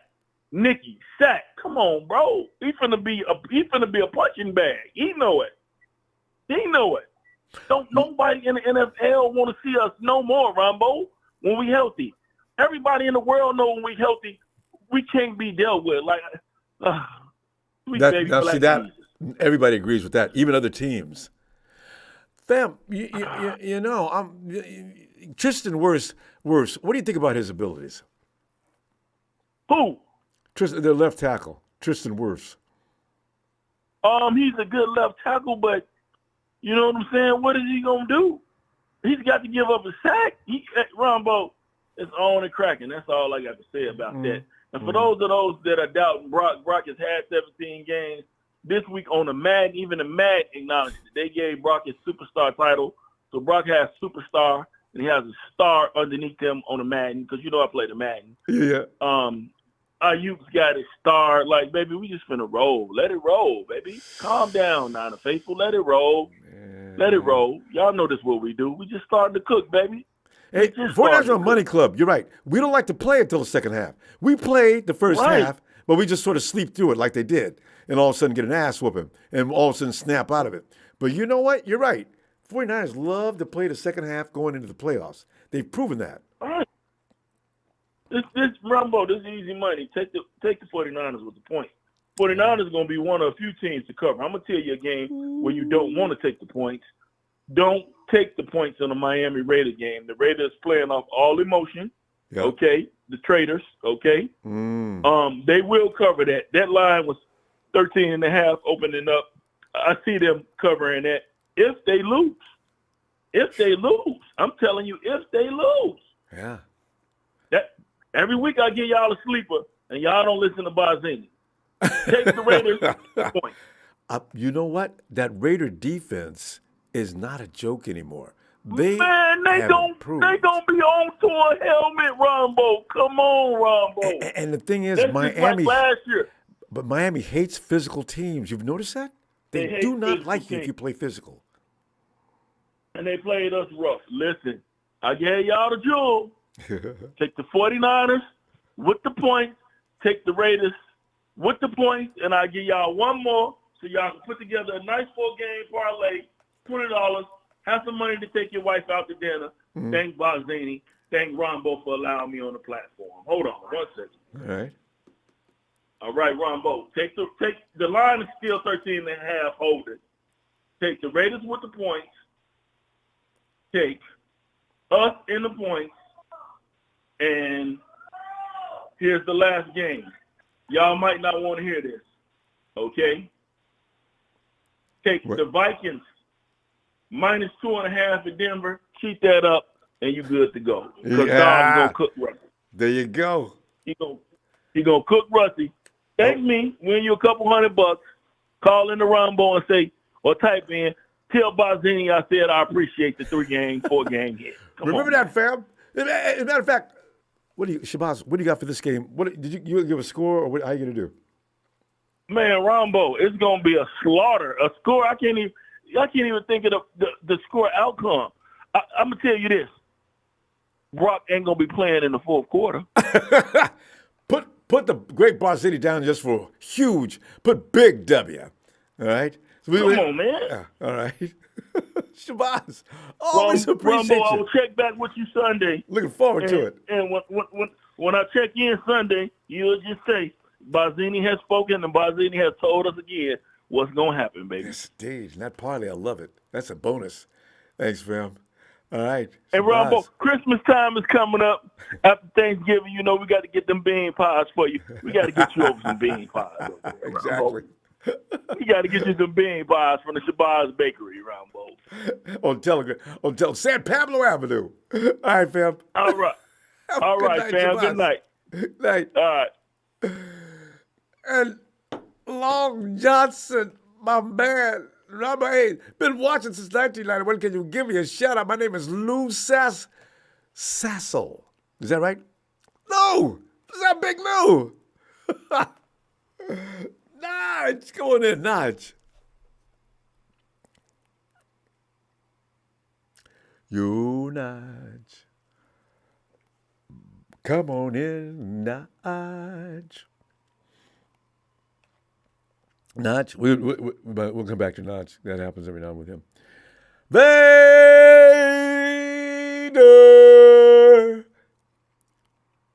What's going on, Ronbo? What's happening, man? Vader, man, we're talking about game time, baby. You know what I'm saying? Oh yeah, you know, I don't give you a score, brother. You know me. I just want that W. I know. Just to get that out of the way. But here's the thing I want to point out to you, Vader. Snoop has come out for reasons unknown and told him, yeah, I ain't gonna be, I'm done with the smoke.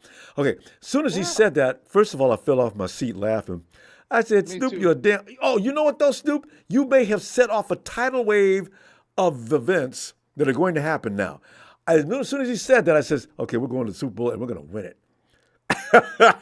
Oh, absolutely. There you go. Absolutely.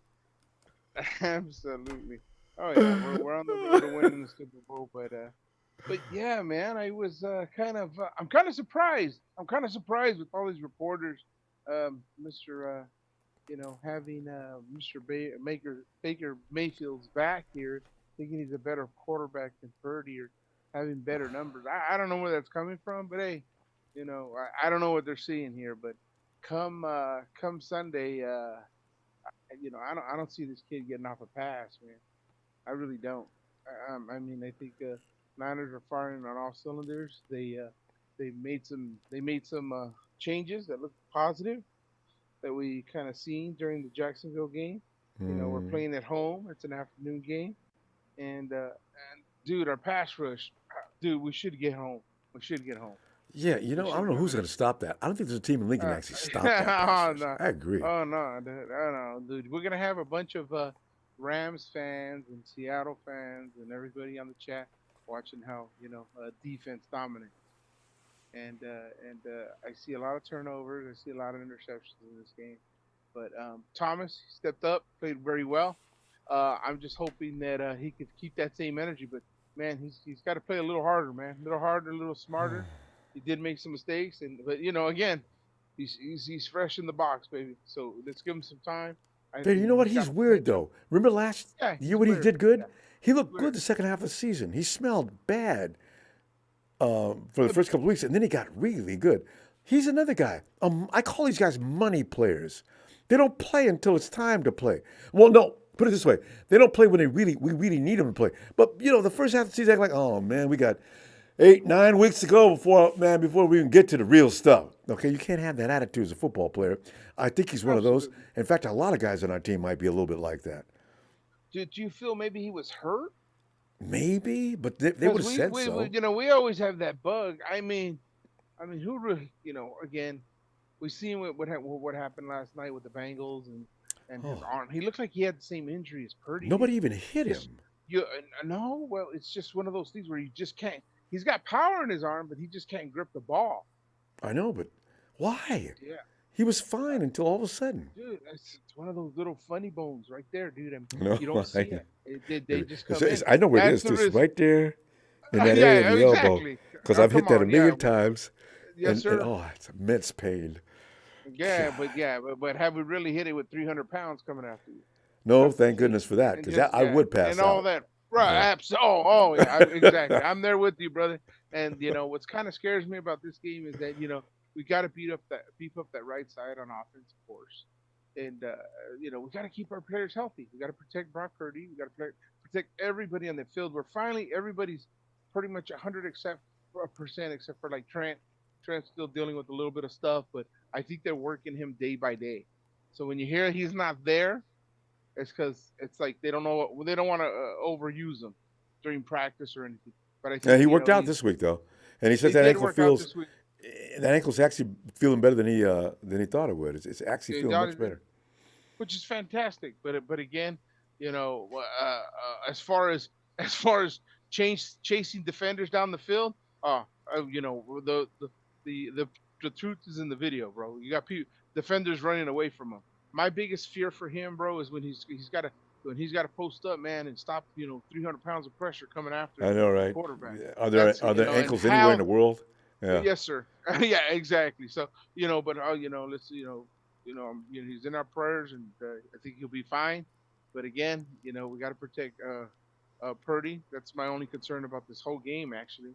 I think we're gonna, again, I'm with the other callers there. I think we're gonna we're gonna put up some decent amount of points, maybe 40, 50 points, and it's gonna be a blowout, dude. And what's gonna make me happy after everything's said and done is Christian gets at least 2 touchdowns this game to make up for last week's game, and we continue with the 2 fumbles and 3 interceptions, and and let's play. And Ronbo, after. We can say numbers all day, everything, but let's just play some Niner ball, okay? Because we know we got to play against the refs, and we know we got to play against Tampa Bay. So we got to play Niner ball, okay? Yep. And I want Sam Darnold in the fourth quarter. That's all I ask, because that means that game was sauced away late in the third, early in the third. Absolutely. Oh man, nothing brings warmth to my heart when I see Big Trent just sitting there waiting to get on the bus. Yeah, nothing makes me more happier than that. And Debo and the other guys down there cutting up the other end of the bench like they're not even watching the game anymore. I want my coach. I want Kyle to come out with every press conference saying, "Well, I don't think we have any injuries this week, but I'll get back to you tomorrow on that." That's all I know, right? Phil, give me your score. Anyway, no, you get WL, and I know you picked a W. You never pick an L. I never, absolutely. We all know we need this win. We got to rack up the wins because that 3-game losing streak. But we'll rack up the wins. We'll be all right. We'll be all right. Not only that, you got Don Burr's team that's actually holding the pressure on us. We have to catch up with them. I do not want to have to go to Detroit to play Detroit. I do not. I ain't afraid of them, but I just don't want that. Okay, small concern about this game, though. The field, brother. It's going to get wet on Saturday. I don't think we have any rain coming on Sunday. It's pouring right now. I mean, it's pouring heavily where I'm at, but I'm in Southern California. Because it's going to pour on Saturday, but I don't think we're going to get any rain on Sunday, boss. Intermittent showers are okay as long as they're not a storm front rolling across. That'll hang around. No, that looks like there's a big pattern, but it's not going to hang around. Exactly. Yeah, but it's going to drop a lot of rain, a lot of water. So hopefully, come on, guys, cover that field and let's get ready. Unlike what Rudy says, our field is a modern day field. It may be grass, but it's designed to drain. Rudy. You guys got that? Oh, you know what? Everything was fine. Don't talk about Rudy.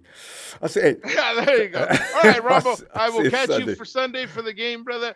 Let me go. I'm ready to go. Radio Ronbo Sports. And come on, fam. Hit that like. 61. We got 154 people watching. Let's go, baby. Thanks, you don't have to be a hater, baby, to watch perfection, baby. All right, you have a good night, Ronbo. You too, Vader. Appreciate you, fam. Have a great night. No, Slacks. I know. The thing is, I have to tell you the truth. I don't live in East Bay. Actually, I've been in Marin somewhere for a long time. Listen, thing is, bean pie. If you ever get a chance, San Pablo Avenue. I forget what the cross street is. Anyway, Shabazz Bakery. Oh, if you've never had a bean pie, you have it until you had one from Shabazz. Shabazz, man, y'all ought to get paid. Hey, Nudge.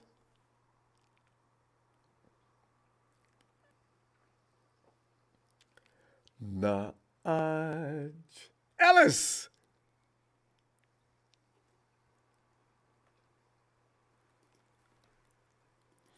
Ellis. Okay, you know what? Let's let Jalen go to work on the NFC West, folks. They'd love to hang around here talking trash. Hey, Jalen. Ronbo, you can hear me? I can hear you. Yeah, come on in. Cliff got the boot. Heat still chewing on that goop. And Sean McVay play called like poop. It stinks, Ronbo. I feel good, Ronbo. What a time to be. Once again, as always, a 49 fan. Yeah, you know? Yeah. Ronbo, because go ahead. The expectations, what my expectations are for this year. Super Bowl, we have to. We have to get it. But, barring injury, there's no reason why this team shouldn't be a team that around the fourth quarter, we're pulling our starters out.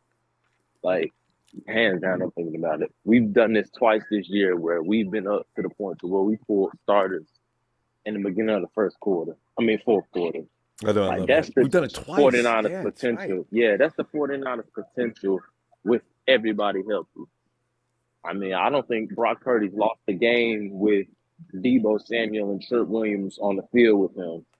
So, I mean, that's going to be tough, Ronbo. 49ers potential at their best is fourth quarter, we pulling their starters. I mean, Ronbo, that's something you do in high school. That's something you do in college. You pulling starters in the NFL. You pulling your starters in the beginning of the fourth quarter, dog. That's dog. And that father up in the stands has been trying to get you to put his son in. All right, you could hear him loud because he got in finally. In Little League. Yeah, coach, put my baby in. Oh man. Well, he'll be in it. I think we got this game under control. Don't worry about it. Yeah. Yeah, but I mean, you know how I feel about Brock, Ronbo. Yeah. He ain't got to prove nothing else. No, I've seen enough to me. But can you stay healthy? That's all he got to prove to me. Can you stay on the field? I mean, so far, Ronbo, he been able to. He been gutting through and pulling through all these games. Even though it might have been a period that he might have been a little banged up, he's been still finishing these games. Yeah, that's all you can ask for. But you know something, fam? People didn't understand. He just got out of school.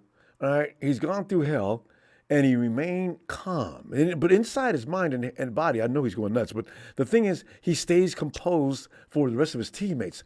This is why I know he's a born leader. Because he's going next year and a year after that, people have to have respect for Brock Purdy. Now he will have matured just enough. I think people got respect for him now, Ronbo. Oh, they have to. But I mean, you know those haters that has been around still talking. Man, if he didn't have all that talent around him, if he didn't do it, if they go on and on with this, damn, you know, every quarterback in the league you say that about right now. Yes. Oh. I mean, look at Joe Burrow. He got T. Higgins, Jamar Chase, and Tyler Boyd. Those ain't Right. those.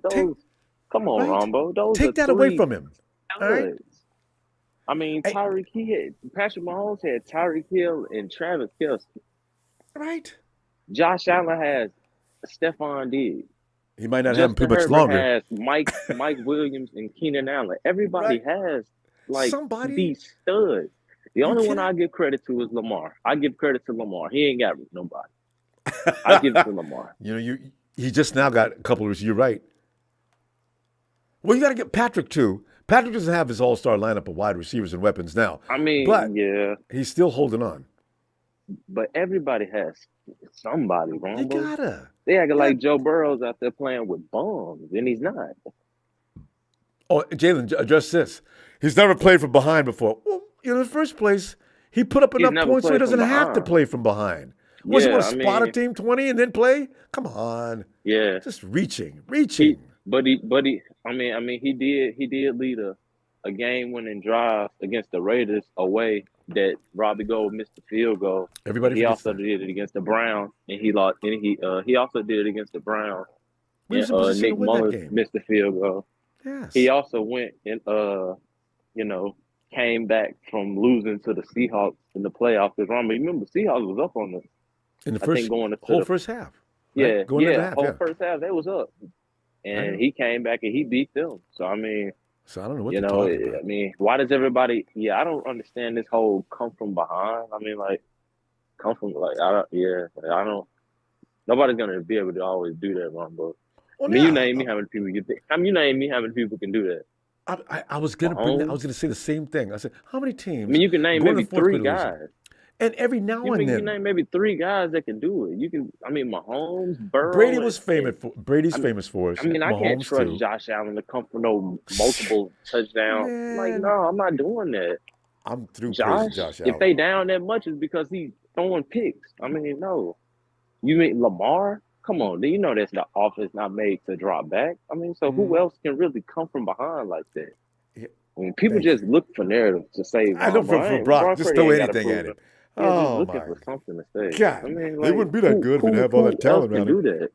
I mean, hell, Ronbo, Aaron Rodgers can't even come back from. We've like, come on, Ronbo, like. No right? No Devontae, no win. Fam, we done told so much truth, we ran out of time. What do you got for a score?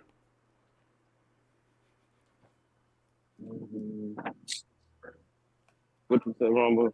Yeah. Oh yeah. What do you got for a score? Because we ran out of time. What do you think? We'll go 30 to 15. All right, that covers the spread. Pop, everybody disagrees with you, Pop. We're gonna win this game. All right, Jalen, go ahead and sign out, and I'll see you Sunday. Oh, Jalen left early. By the way, I just want to say this. Shabazz sent me a clip the other day, had me laying on the floor. I forgot about Jim Rome used to love to pick on Everett. And he kept calling him Chrissy, right? He called him Chrissy, and Everett finally got pissed off. Listen, you call me that again, and we're going to have to call, we're going to have to stop the show for a minute. And so Rome, Rome's always been a jerk. All right, Chrissy. They broke out fighting right there on the show. That represents, oh, God. They had to pull Everett off of Rome, but those two dudes to pull Everett off big, man. I'm laughing to see, Jim, you were okay. I mean, this thing about how awesome you were, it's overrated. Hey, Nudge.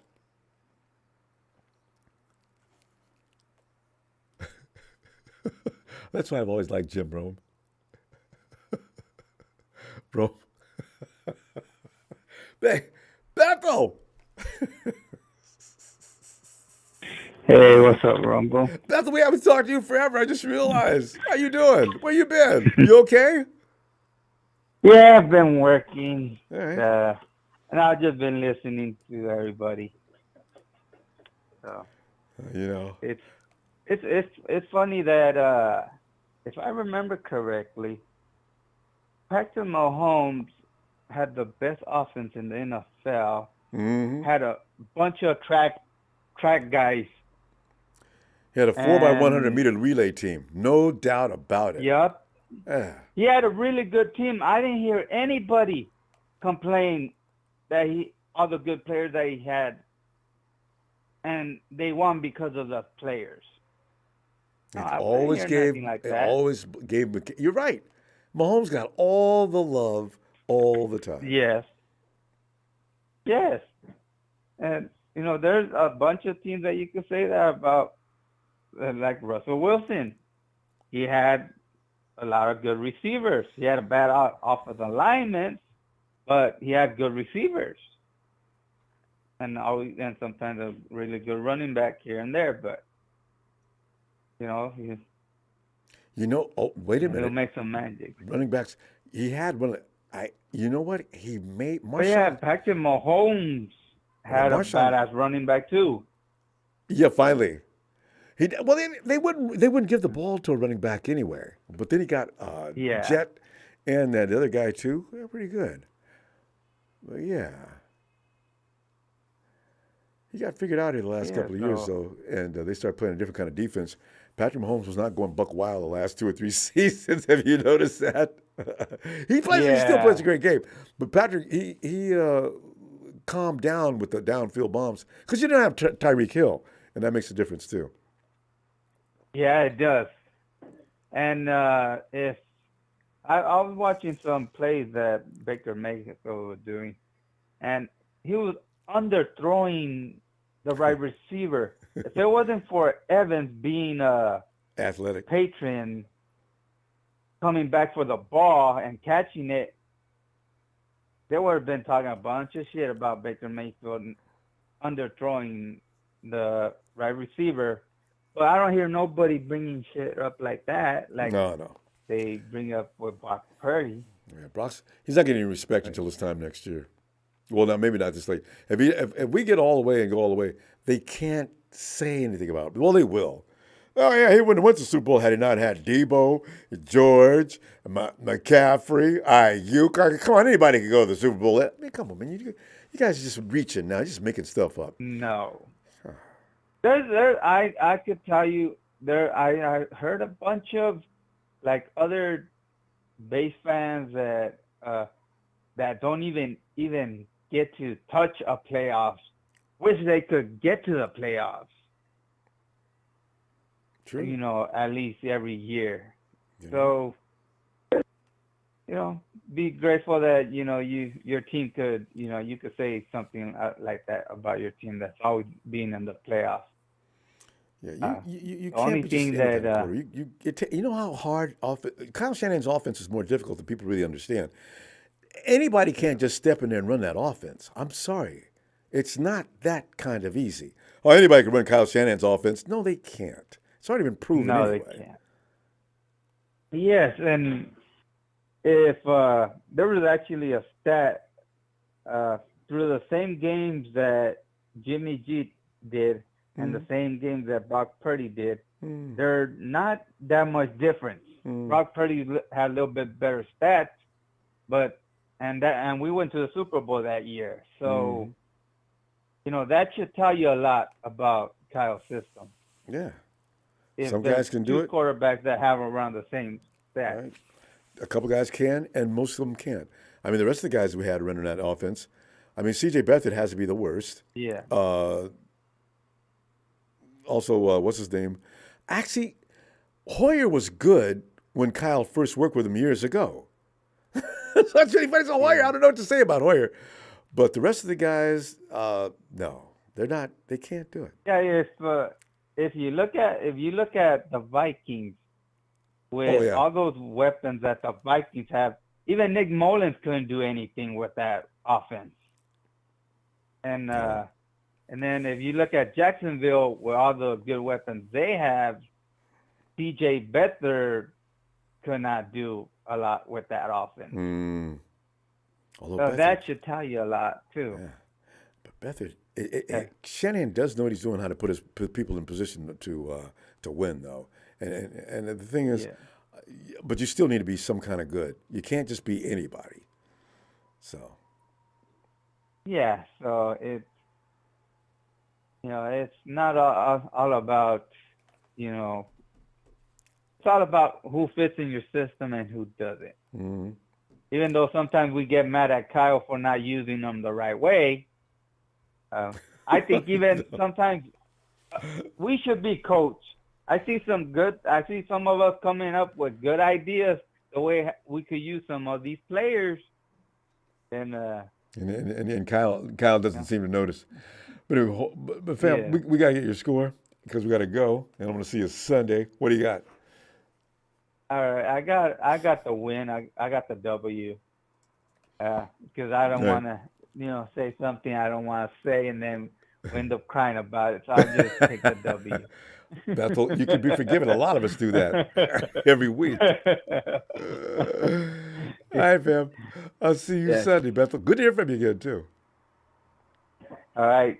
Nice hearing from you. Hit the like, and let's go Niners. Night, Bethel. Good night. And Slack says 31-13, 4.5 sacks and 4.5 sacks. Sacks 34 if I trusted Moody. And, Slacks, and, everybody else, when will a day come that we can actually feel comfortable as we did with Robbie walked on the field? I just, let me, because I know we got this. Ellis!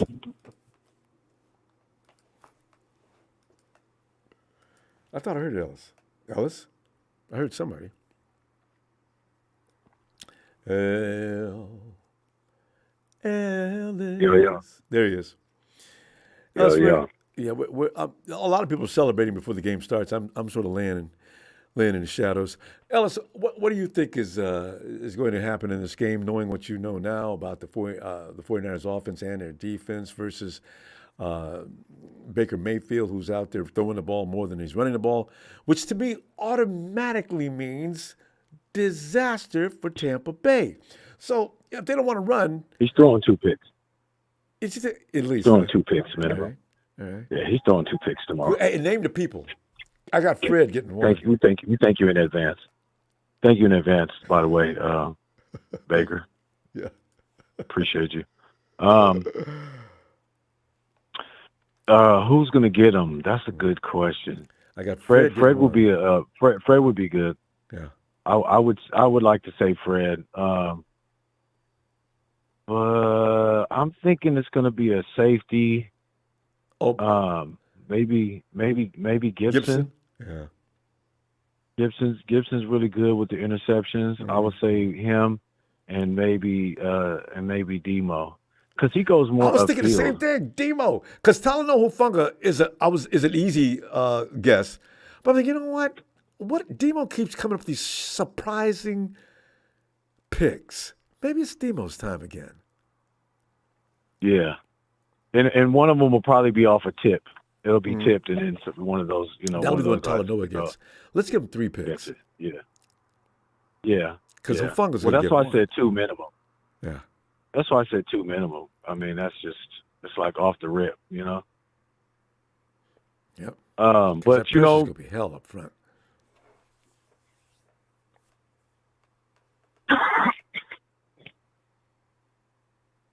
Ellis. And that's actually, they don't have that bad of a defensive pass rush. Defensive squad. They still got Vita Vea. They still got a couple of players on that defense. They got a decent linebacking core. Maybe the secondary is not too crazy, but they got some players. They're gonna come with it. They got what's his name? Who's that defensive coordinator? Is that Bowles? That's Todd. Yeah. Todd Bowles. Yeah, so Todd's going to be trying to come through, and Shaquille Barrett's over there. They got some players, man. Antoine they got Winfield. players. And Demario Davis. Oh no, he's on New Orleans. Levante David. You know what, David? Levante David. That's right. Yeah, man. Yeah, I said Demario David, but yeah, Demario Davis. I think that's his name. Whoever that was. He's on Saints. That starting linebacker that's over there. But anyway, so they'll come with some pressure. But I think Brock is going to have a really good game, man. I see him, doing 300. I see him doing 300. I see him going for 300 yards passing. He'll probably throw, 3 touchdowns, minimum.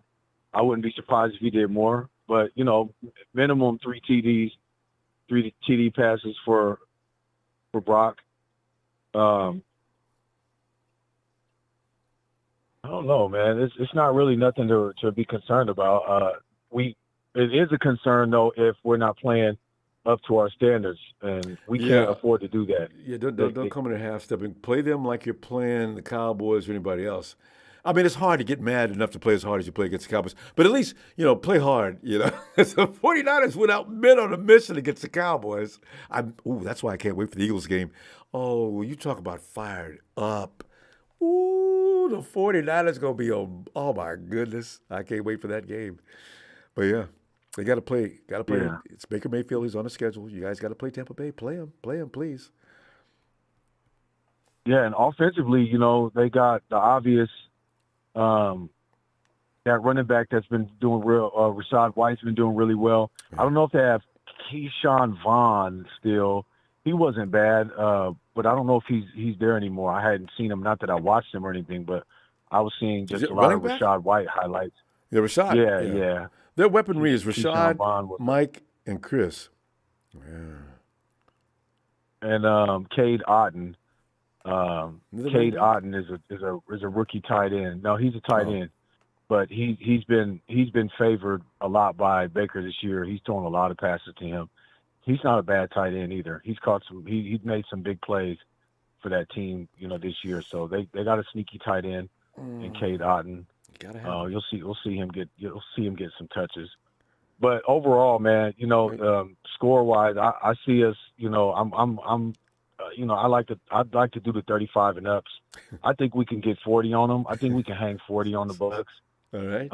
I'll say 40. Yeah. Huh? No, I was thinking you say 40, you say 40 plus. 42 to 21. 42-21. 42-21. I would say 17, but I guess I'm gonna go with 21. Points. But if we get 17, I said it. You know what I mean? If they get anything beyond that, because the thing is, the 49ers are going to take the foot off the gas in the fourth quarter. The starters will be gone in the fourth quarter. If the score's 41, that means they got that early on. So. Yeah, and they're not going to go for 3. They're going to like Sean McVay. They're going to try to score a touchdown. I know Sean, man. So let's see. That's so Bush League. Anyway, well, Ellis, shout out to that squad. And, just have a great night. Get ready for the celebration. Come on Sunday. We got a great week. Yes, sir. I have Josh with me on Sunday, so we're going to watch the game together, and we'll be in on the show. I'm gonna call in on Zoom this time around. I'll have the squad with me, so we can come through and, make a cameo. That's a good time. You know what I'm saying? Been a little minute. Yes, sir. You need to keep them up for Thursday as well, and we can just have a great Thanksgiving Day as well.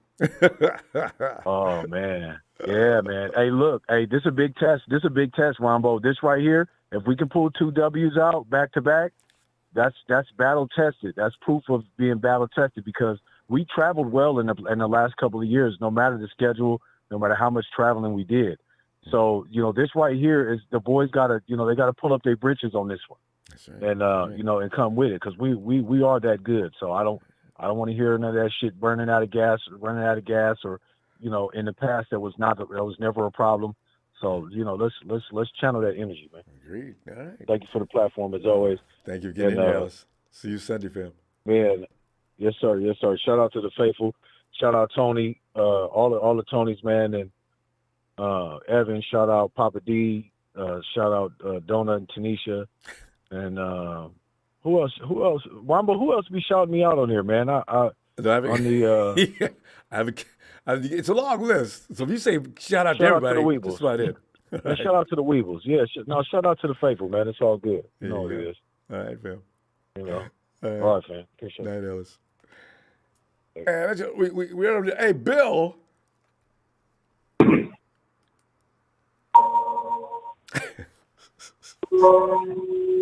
He's playing. What is that? It sounds like eulogy music. He's already. He's buried. Garbage. Don't never win anything in your lifetime. The Cowboys suck. I told you. Give me my money. I want my money. Give me all ones, actually. Let me get into all one.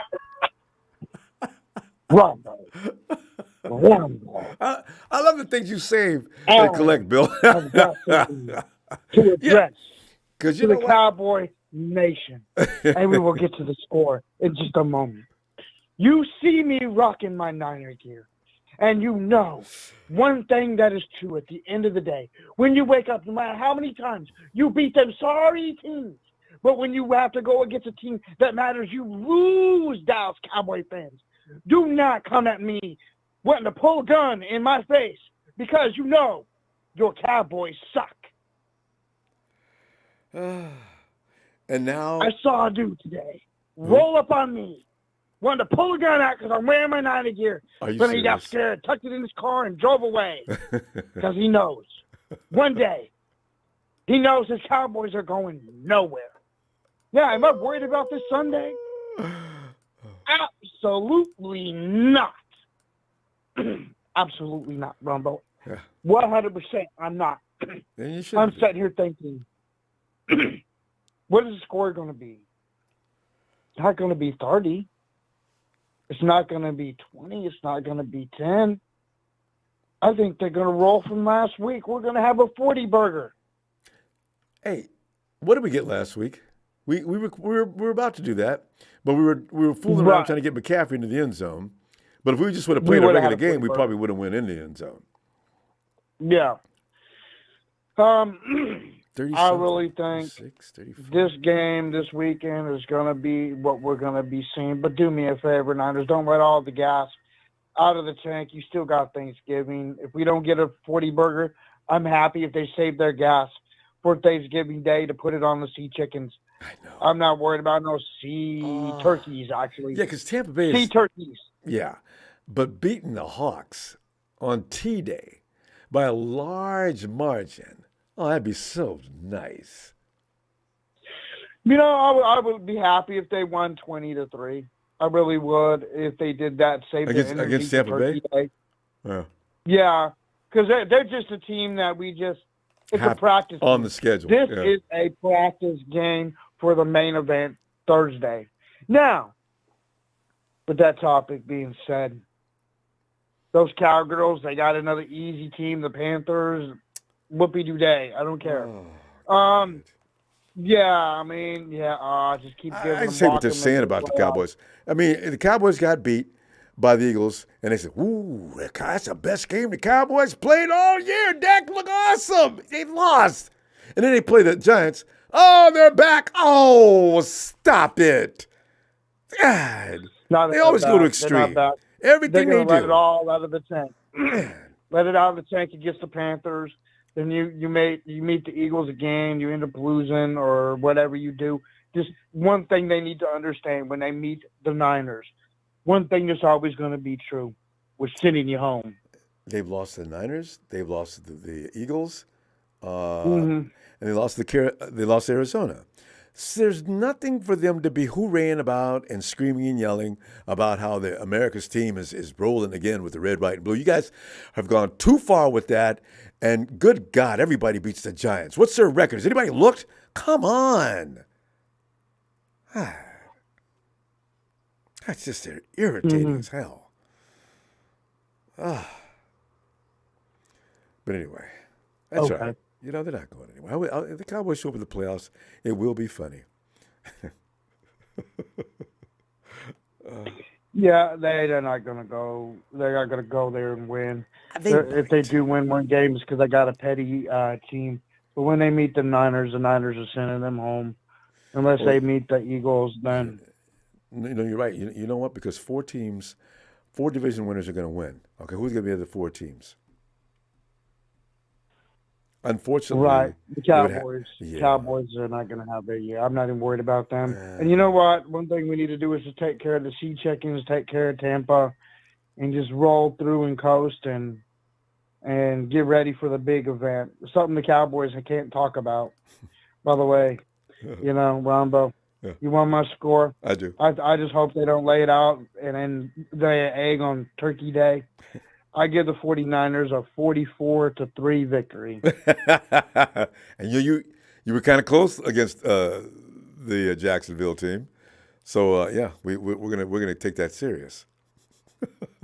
Yes, and I would like a Niners shout out. I'll probably see you on Turkey Day or the night of Wednesday. I'm only gonna be able to get on Wednesday if you're on. All right, and we'll definitely be here.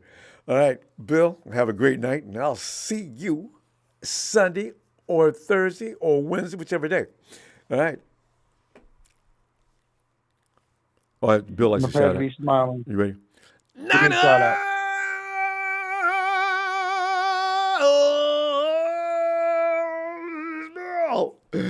See you in a bit. Now the final production to the Cowboys.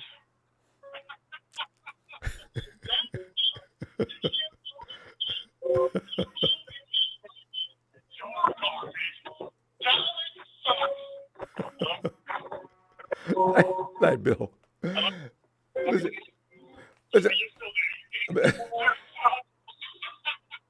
Mayfield Eagle flag plant. Both said Young forgot trouble.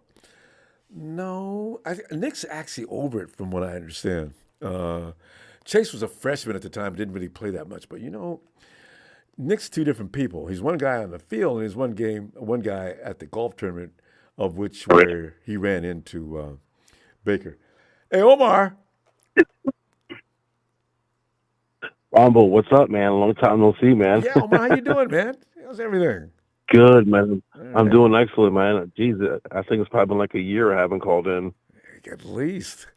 At least. It's been more than a year, man, but I've been listening to your prior podcasts, and I've been working a lot, so I'm glad I got a chance. I'm off tonight and the next few days, so I figured, hey, man, let me call in, man.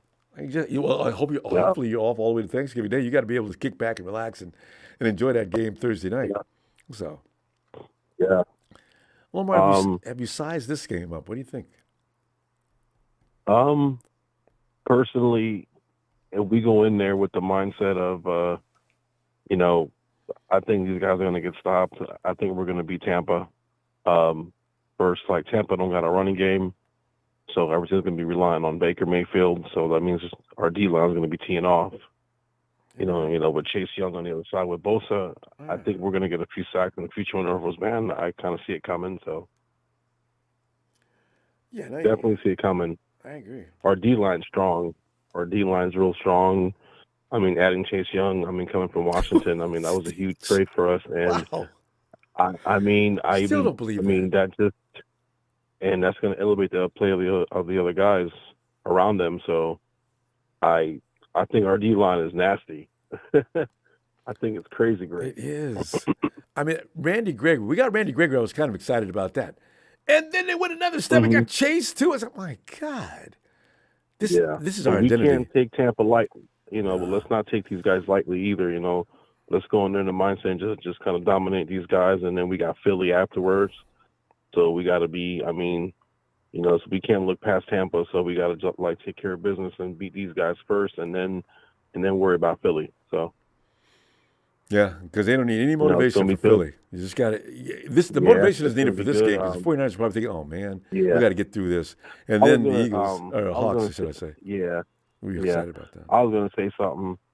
I think they need to give the ball to Jordan Mason a little bit more. Everybody does. You won't talk to anybody that doesn't think Mason should get more touches. God. Yeah, I think he should get more touches, man. Come on, man. He's a good back. At least put him in the goal line or something. At least put him on the field. So, let's see what happens. But there's no reason why that we can't dominate this game. there be no excuses, man. And we got to dominate these guys and beat them. And it starts up front, Everything's running up there in the trenches. So, and like we have a big advantage. Secondary improved too. That's why they did so well last week. Trevor wasn't able to see his targets immediately like they had been a few weeks before. Well, exactly. Plus, the defense was not on the field that long, and they were rested. If you look at the end of the game, man, like them guys were juiced up. They could have gone another quarter. I mean, think about it. No, I'm serious. I mean, that's and that's because the defense is not on the field long. Yeah. If we play this, as long as the offense moves the ball, and the defense, like they don't have to be on the field long, is going to give us an advantage. I think the 49ers punted, once or twice last week? Something like that. I'm not exactly sure. I know it wasn't three how times. Many, but yeah.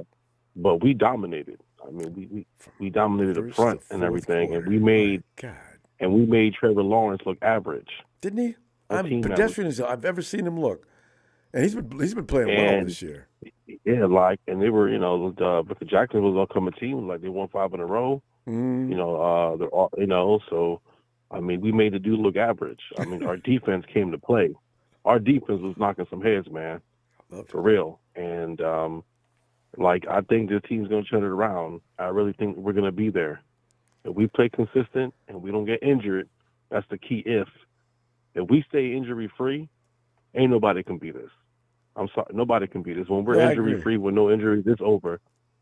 We dominate, and it starts on defense with Warner. He dictates everything for us, man. And we have a good team. I'm telling you, man, this team is nasty.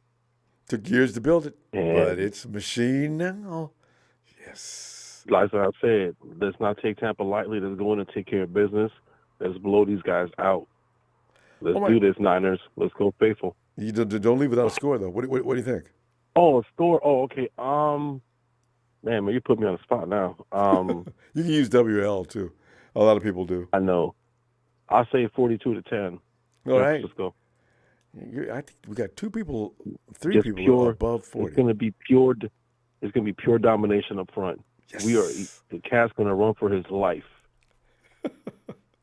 You better not. Mark my word, he's going to run for his life, my friend. Good. Go faithful, and let's go Niners, man. Let's go. Let's go. So good to hear from you again, huh? Oh, let's see you Sunday if you got time. Yes, sir, man. And we can gloat. Yes, sir. Hey, man. I'll see you, Ronbo, and thank you for taking my call, and thank you to all the producers out back and everything. I appreciate you guys. Love you guys. So happy Thanksgiving, too, if I don't get a chance to talk to you then. Yeah, back at you, fam. All right, Omar. All right, man. Day. See you, my brother. Take care. All right. Night. And Bobo says 49ers 31, Bucks 12. Baker's going to get benched with 3 When's the last time the 49ers put so much heat on a QB, the coach pulled him? I can't. What? Diamond Dog Sports. Bobo, thanks for that. Feels good to get a W after a month of pain. I know, right? Looking back on the teams lost to and all 6 win teams, nothing to be ashamed of, though. And let's address that to Texas boys in there. Who'd you guys lose to? Never lost faith. It's pretty good. Okay, you lost to the best defense in the NFL. And actually, there's no questions about it now. The Cleveland Browns, and we still should have won that game. We were still in a backpedal against the Vikings.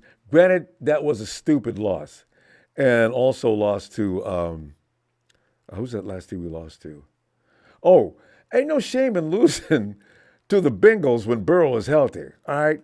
So if you're a Cowboy, how do you ask anybody that question when you lost to the Cardinals?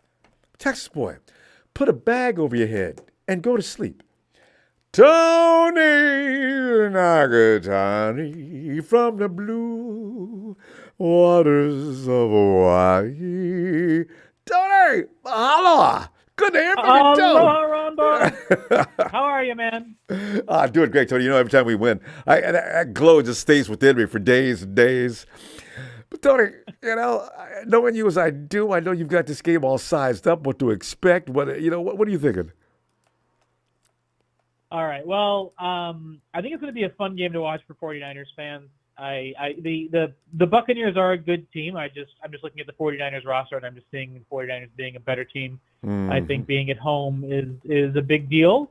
Coming back cross country, I think they're going to want to also, as a team, add momentum to their season, because honestly, we need to get that 1 seed if we want to have a chance to go to the Super Bowl. So, got to come out and play hard. There's all the motivation.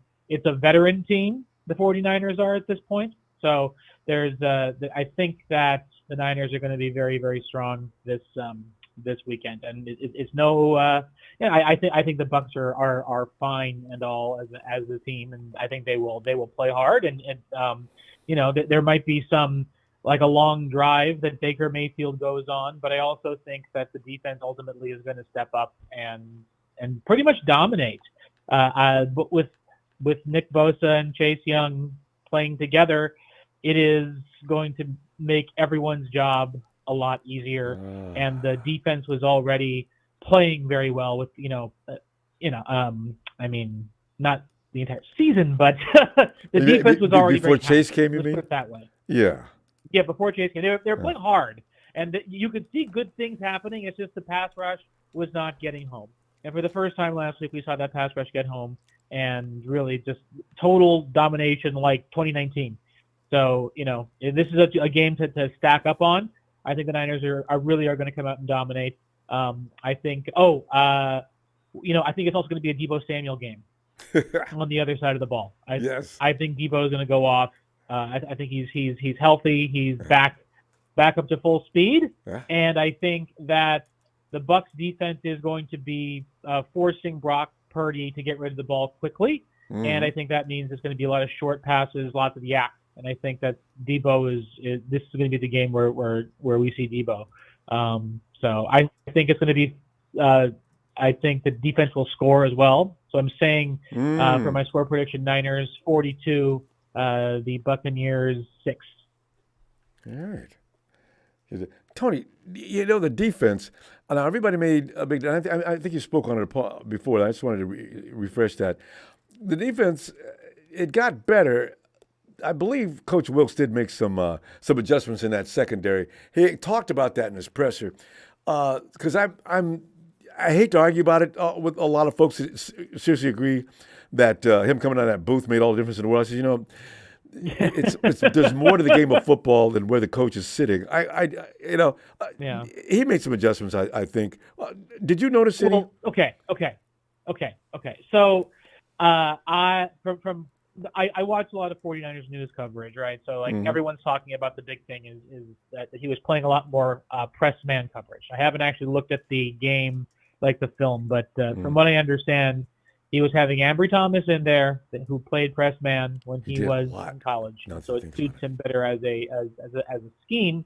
And at the same time, because Chase Young was inserted, the pass rush was getting home and it was just dominating. So that press man coverage was leading to more turnover opportunities for the defense, and that's what's going to happen. That is literally what is going to happen so long as everybody stays healthy. Nick Bosa and Chase Young are going to put the other offense in a position where they're going to be turning the ball all over a lot, because they're going to be just crushing that offensive line. And I know Tristan Wirfs is good. Playing left tackle, hasn't given up a sack and all that. But I heard that, and I also think that means he's about to give a sack up, because it's been so long since he's given one. So he might give up more than one. So even if he does it, you're not going to keep Nick shut out. He's going to get pressure, if nothing else. Well, he will get a lot of pressure. But that's the other thing is so Chase Young, because he is good at getting into the backfield, getting into the face of the mobile quarterback. So that is what I'm really most excited for him to see. Now Baker's not mobile, and that's the other thing. Baker's going to be a sitting duck back there. I know. Baker's going to be a sitting duck back there. You're right too, because I've seen footage of what he did to Hurts. I said, he's the only guy I've ever seen meet Hurts as Hurts is getting ready to take off. He's already there. Yep. I think you said something about that on either Twitch or the chat. All he is a large version of Fred Warner. They play the same. Fred's very athletic. He's just bigger, but I'm not sure if he's not equally athletic.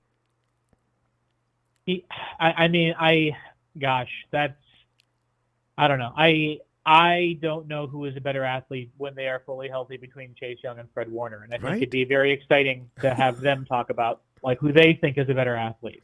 But I mean, he can go back in coverage, don't he? He can go back in coverage, but you know, and it's not just Hurts that he was in the face of. Like, you know, it was Justin Fields when Justin Fields was, you know, still playing football. So you watch him play, and the Niners, the thing that always beat the Niners was that mobile quarterback. And there's a guy right now who can get in that person's face and then also chase him down sometimes with, you know, when you need to. So, yeah. Can't wait to play the Ravens. I want to see that really put to the test. I need to see if he's ever played the Ravens. That's going to be interesting. Tony, that's going to be interesting. So we're going to go. Always a pleasure to hear from you. We'll be back Sunday looking for you, as I'm always looking for you. Sorry, I've been so busy, Ronbo. I appreciate you, man. Take good care. Aloha. Thank you, Tony. Aloha. There's Tony. Hey, let's ask him what time. Hey, what time is it? It's Niners all day.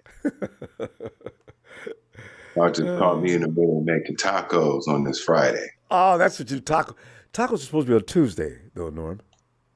That was Tempeh Tuesday. So Tempeh, Norm's a chef who can do Japanese food too. You know, that's not even easy. Whoa.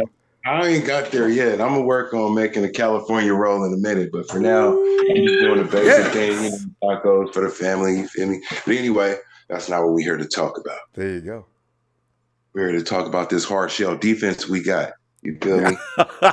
Hard taco, hard shell. See, I knew Norm was gonna tie it together. Right. So, their weakness. I pointed out they had a weakness somewhere against Jacksonville. I don't know if anybody else saw it.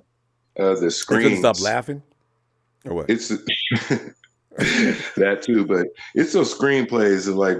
I'm glad to see that Steve Wilkes being on the sidelines calls for making adjustments before they even get to the half, because it's like first you got to wait. Well, you all the way in the booth, you can't really communicate. Really, like you can't communicate immediately with. True. Yeah. Immediately. Them adjustments was being made fast because when Jacksonville scored, you feel me? That's what I was thinking about when they was going up against these Bucks. How is the in-game adjustments gonna really make a big difference as far as the defense goes? Because it's like we may get upset if Baker Mayfield pulls one on us. We're like, what the hell is happening to Steve Wilkes? Put him back in the booth. But those adjustments really. Norm, you're kidding, but I'm telling you, I'm looking for people to start doing that. And you know how we do? I said, wait a minute. You're crying about him being up in the booth. Now you're crying about putting him back up there. Stop. Oh.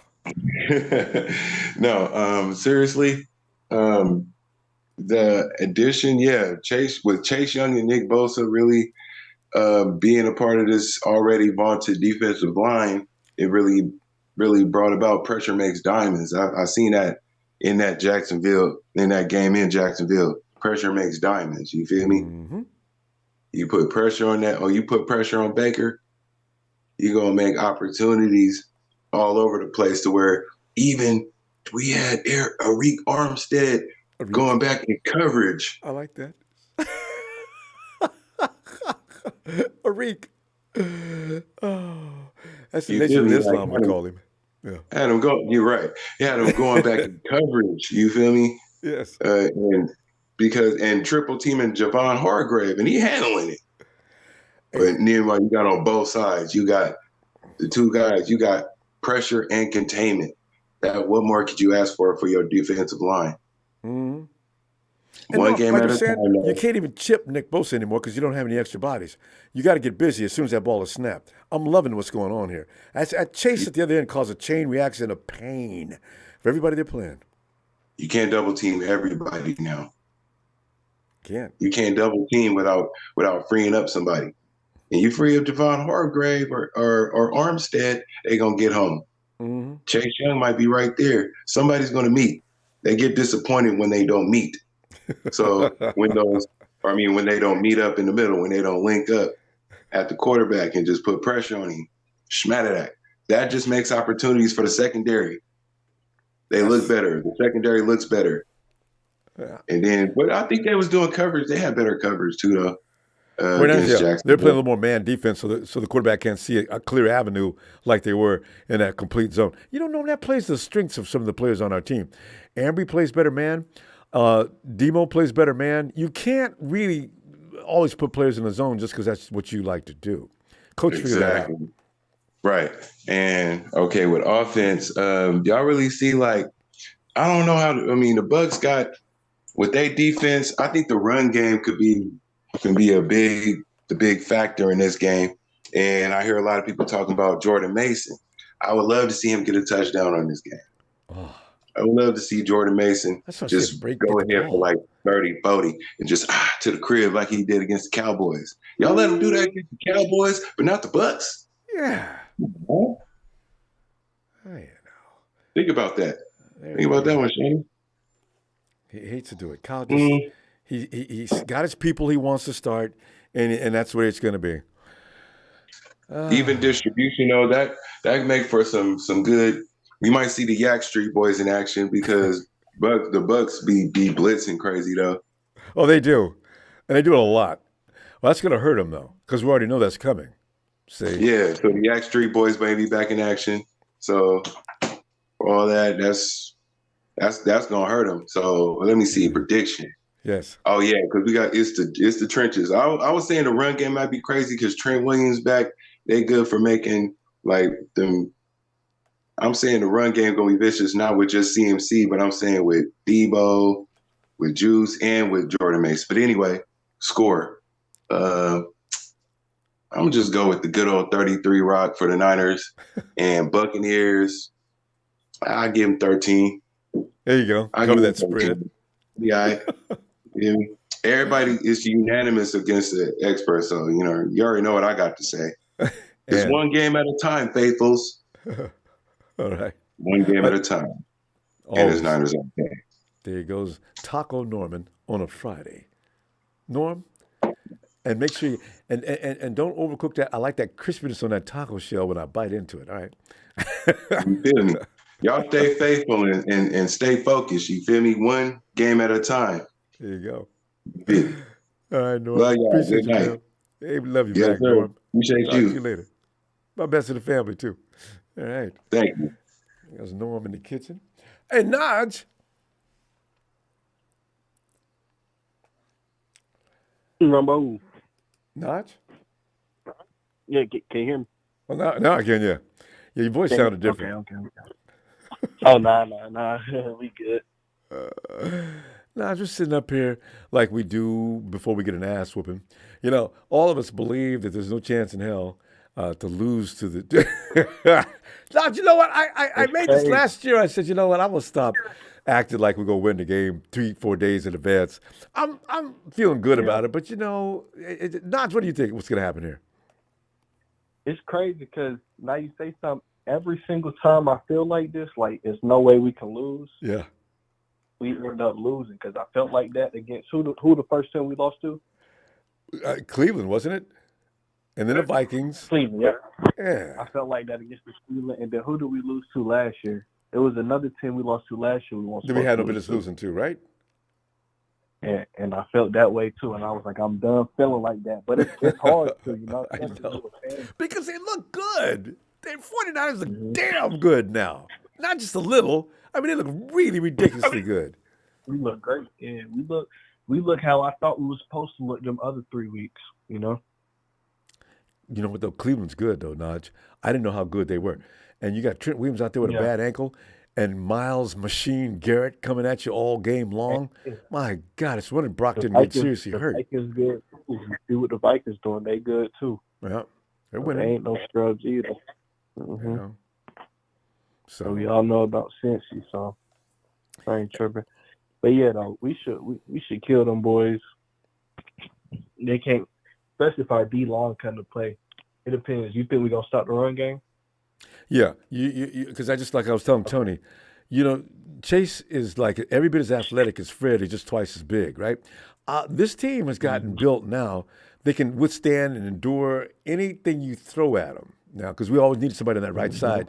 Now we got it. Now you got a healthy Fred, and Dre's back looking like he can go 100 miles an hour again. Now every team's got a problem. Yeah.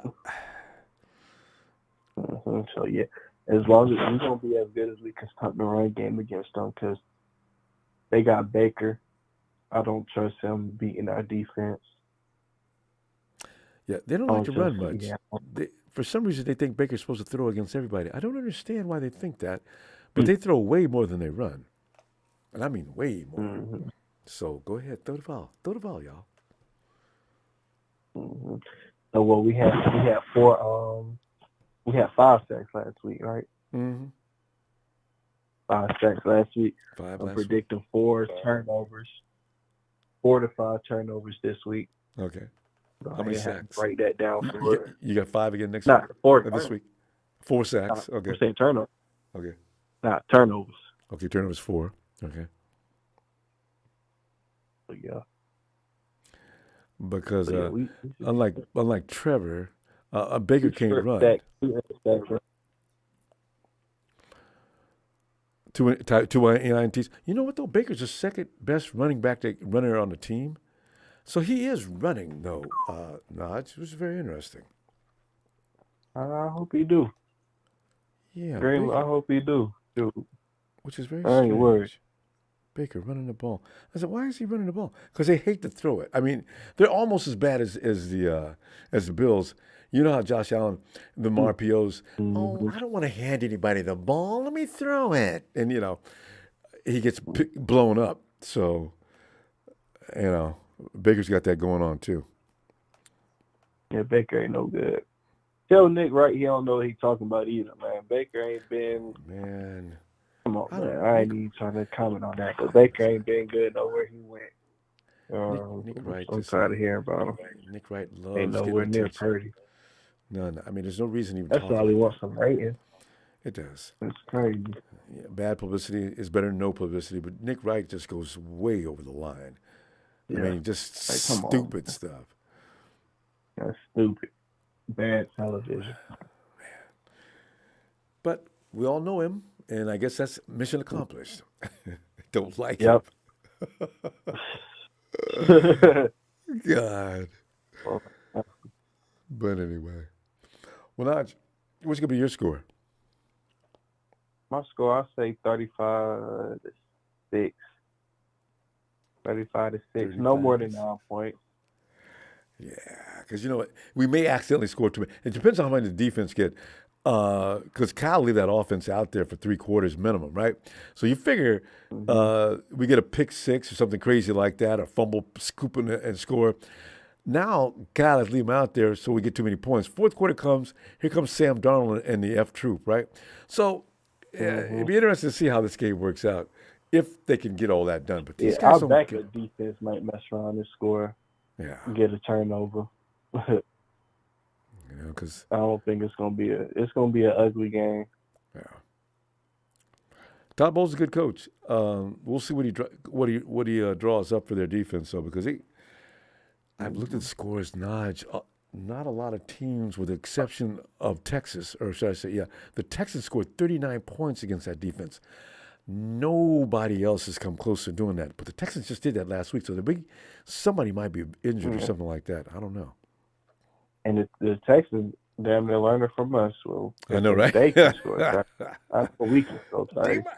D'Amico! And Party real good against the blitz. I heard somebody else before me was talking about how Todd Bowles was going to send them boys that Party. I mean, I feel him. I understand where you're coming from, but they did it last year. I trust Party to pick that team apart. He real good against the blitz. He played good against the Vikings. He kept us in the game. People will be forgetting about that. He kept us in the game for him to lose it. You see, he did lose it by throwing the interceptions, but he kept us in that game the whole time. All right, Naj. I'm going to see you Sunday, and we're going to talk about what happens here with the Tampa Bay Bucks. All right. All right. Yes, sir. I hope you got that written down. We got it down. All right, Naj. Most definitely, I got you. Yes, sir. Night, fam. Yeah. It is time for Latino Heat Latino Heat. Latino Heat. Emilio. Emilio. Emilio, man, we're just sitting there tripping, man, because, like, this is a game. I've grown now I'm like gun shy. You know what I'm saying? Because, like, anytime I see a game where we ain't got no business losing, I was a little more worried about the Jacksonville Jaguars last week. But when you got a game like this and you say to yourself, okay, what could go wrong? Emilio, what are you thinking, man? Well, a lot can go wrong if we don't pay attention to what we're doing. It does. How many times does that happen? God. About 3 times already. We was probably supposed to. The Browns are tough, though. I ain't mad at them. The Bengals, them teams are tough. I am mad about the Vikings, though. Damn it. It is what it is. We lost that game. What you gonna do about it? Sit back and get mad, like I always do. Yep. Mad for what? Hey, man, they live their lives. They make millions of dollars. You over there mad stressing about a game. You need to get over there. And by the way, the defenses of every team get paid millions of dollars too. People forget about that. You know, that's why you lost. It wasn't because your team was all bad. It's because the defense they had was pretty good. You know, I got to the point where, like, man, I get mad for a little bit, and I get over it. It's only a football game, whatever. We don't win, who cares? You got to get over it. I learned to get over that. And like I say, these dudes are millionaires. At the end of the day, they don't care. They still making millions of dollars. Shaking hands out there. They live their happy lives. Yeah, exchanging jerseys. And good game, bro. Yeah. Why you talking to him? You know, I'm like mad at that. Oh man, this ain't like the old days where, you know, players used to hold grudges. No, Baker, you see what Bosa said? Oh, no, Baker's a nice guy. He did, didn't he? These dudes don't care no more. Nah. When they're on the field, like I said, they're on the field, you know, they go after each other after the game's over. Hey, what's up, buddy? How you doing? Oh, good game. They're like, okay, meet you for drinks later. Mm-hmm. I don't care. Yeah. To be honest. You know? They all get along. Yeah. Because, you know, they're all the same league. They're brothers. They look at each other the same way.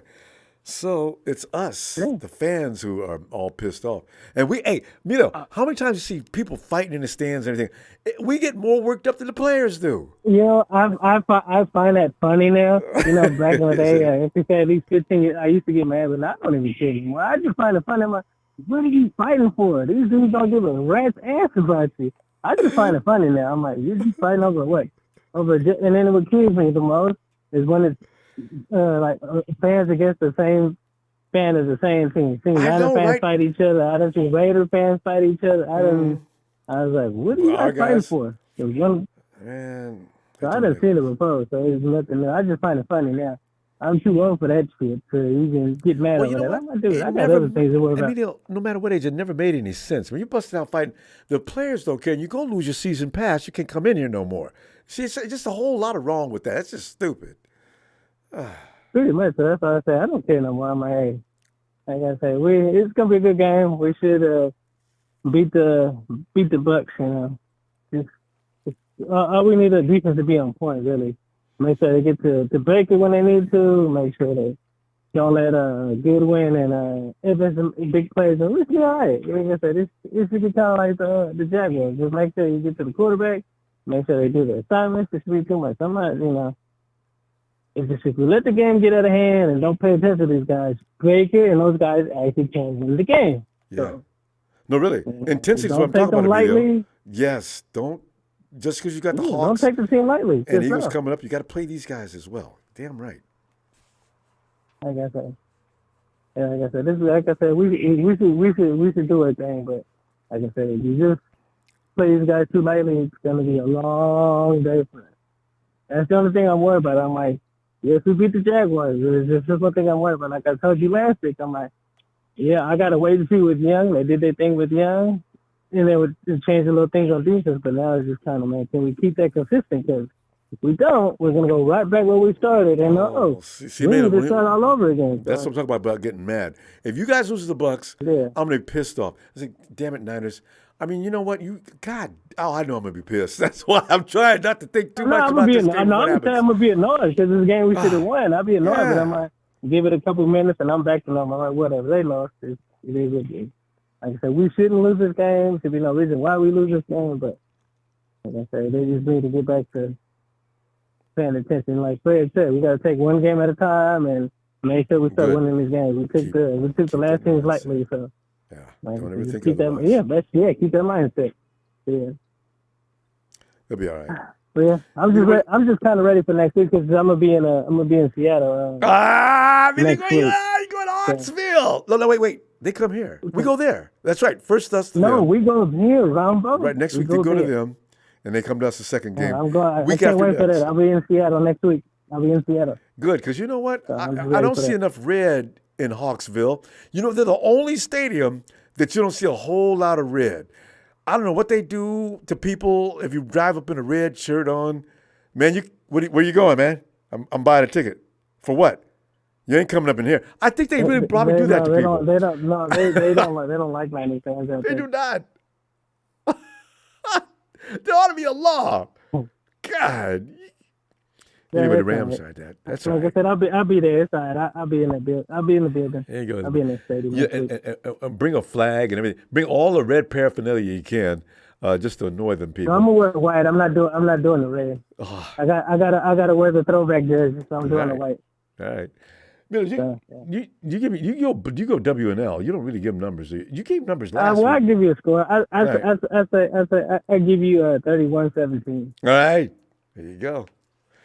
31-17. Emilio, I'm gonna tell you what. I'm gonna see you Sunday, and I already know you're right. I don't even have to. That's what's gonna be the score.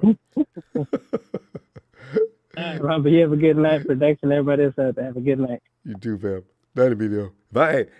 I'll talk to you between now and then. Because Emilio's got a call from that stadium while he's in Seattle. Right, you get a call from me. Just give me information. I make sure I call you from the stadium. Yeah, we got to do it. Hey, shout out to Emilio. Yeah. Happy Thanksgiving, Emilio. There's Big Show. You too. Night, fam.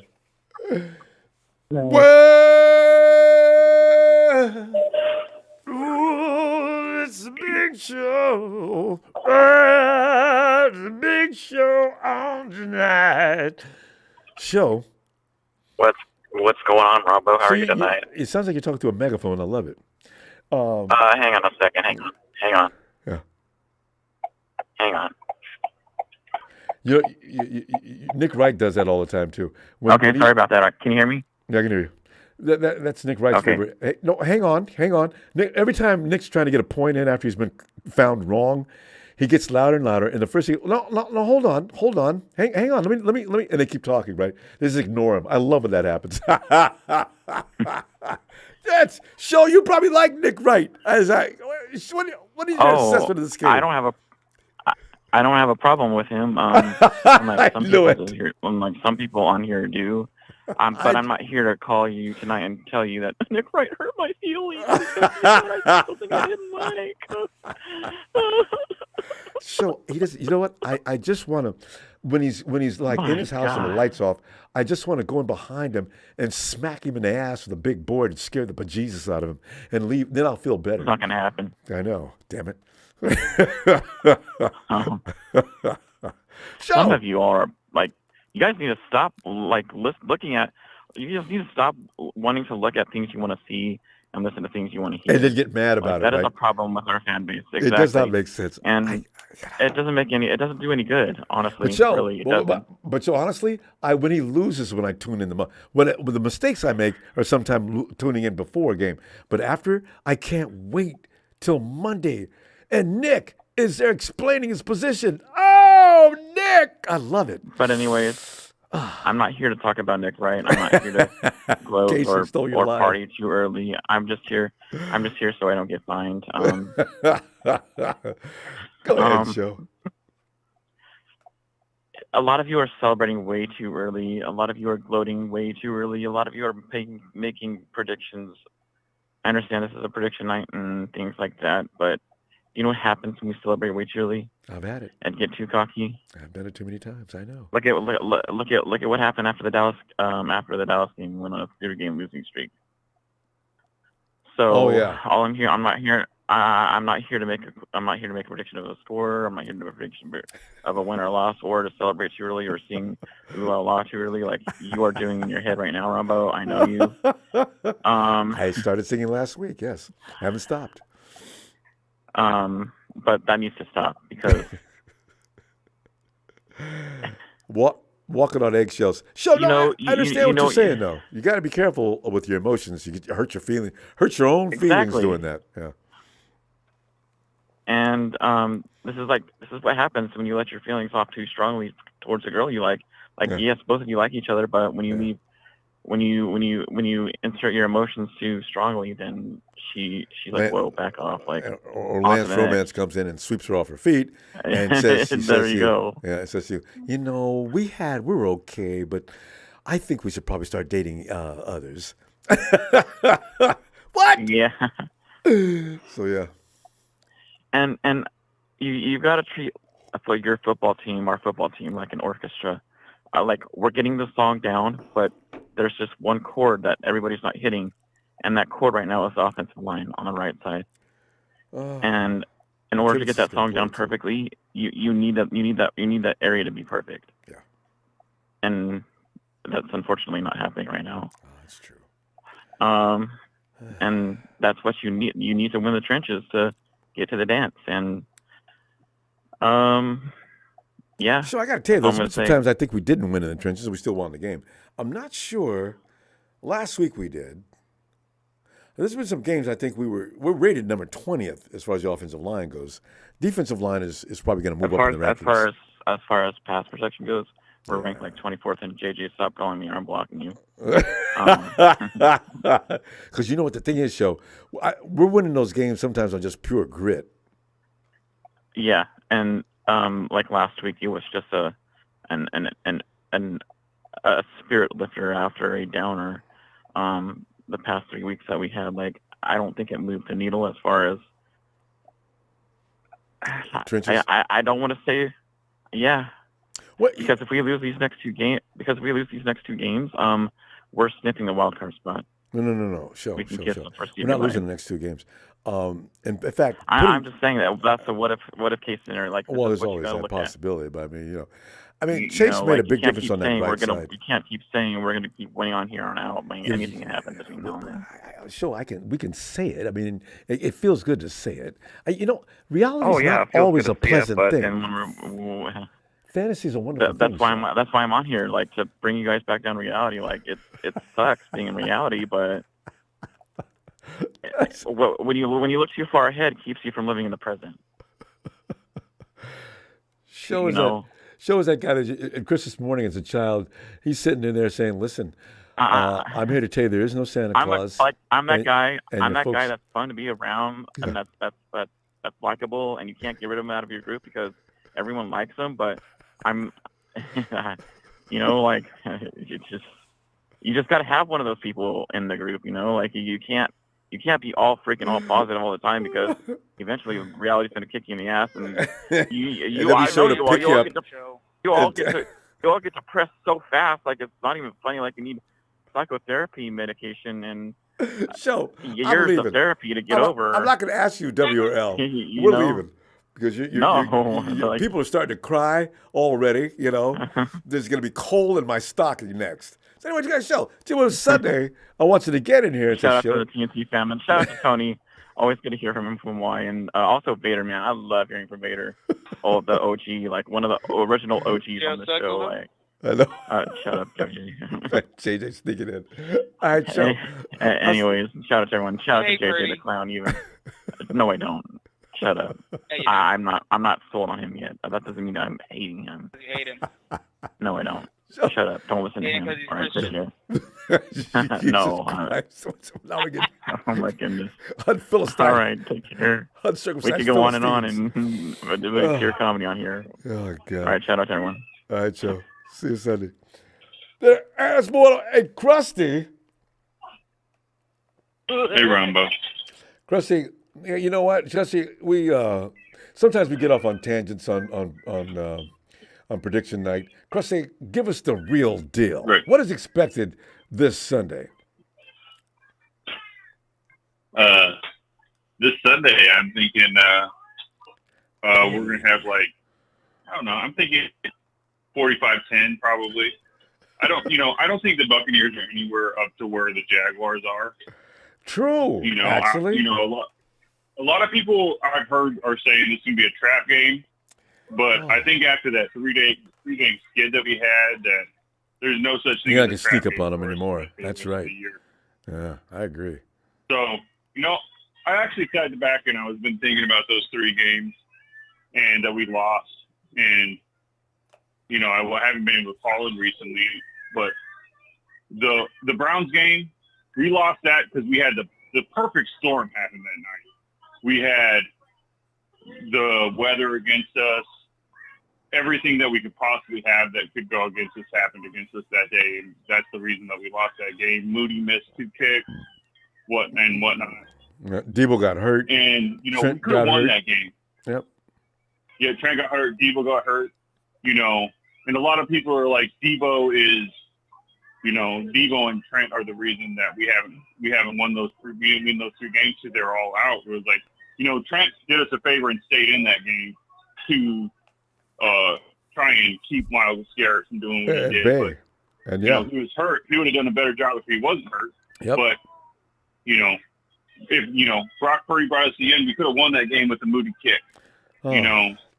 Even Minnesota, when we lost to Minnesota, that's not too surprising because all the games that they lost this year were 1-score games. Kirk Cousins was scoring, they were scoring high points, but they lost. They were losing the 1-score games compared to last year where they were winning them. Yep. And the one thing we couldn't get that all the other teams were the turnovers. And McCaffrey turned the ball over. He fumbled the ball and lost the ball that time. And then freaking Purdy threw 2 picks that game too. It's like if we wouldn't have thrown those 2 picks and McCaffrey wouldn't have fumbled, we would have won that game too. Yep. So those 2 games, we did it ourselves. The Browns and the Minnesota, we could have won both of those, but we got our butts kicked by the Bengals. We lost. That was a whipping. Yep. But I'm glad that everybody pulled their stuff together. We got Chase Young. When I saw Chase Young, we got him. I was super excited, and he's exactly what we needed for that defensive line. We've always talked about the soft coverage that Steve Oakes has been putting out there, and we played press man this last week. Yep. You saw the difference. You know what? Beat us deep. Do it. I'm fine with that. Beat us deep because you have to survive our pass rush to get that pass out there to win. But if you sit there and throw short, we allow you to throw those short passes that gives you the time to make those drives to get them to the end, to get them the points and whatnot. And that's what's so frustrating to me. Is like you're allowing them to get these 5. If you allow them to throw a 5-yard pass every down, they're gonna get to the end zone every time, even if it's 3 points. Diamond you all the way down the field. These things. The thing about that 3 game skid we had was, yes, Brock Purdy threw 2 interceptions, 2 games in a row in the 4th quarter. Yes, I understand that. Good but point. Our defense was on the field. The time of possession, our defense was on the field the whole game. We lost time of possession all of those games. Defense was always out there. Offense, when they came onto the field, they were off 3 and outs all the time. And it's just like, how do you expect us to win games when our defense is on the field the whole time and our offense is never on the field? You can't win games like that. And when they are out there, they're not scoring points. I'm glad that we had the time to reset during the bye and go out there and destroy the Jags like we should have destroyed them. I'm glad we destroyed a good team. I don't think we're going to have any issues this weekend. I don't think we're going to have any issues the rest of the year. I think that Kyle Shanahan and everybody else are like, it's 1 game at a time now. We always do great after the bye. We're like 36 in some odds, like it's 17 a crazy or number. whatnot Exactly. after the bye. Yep. Yeah.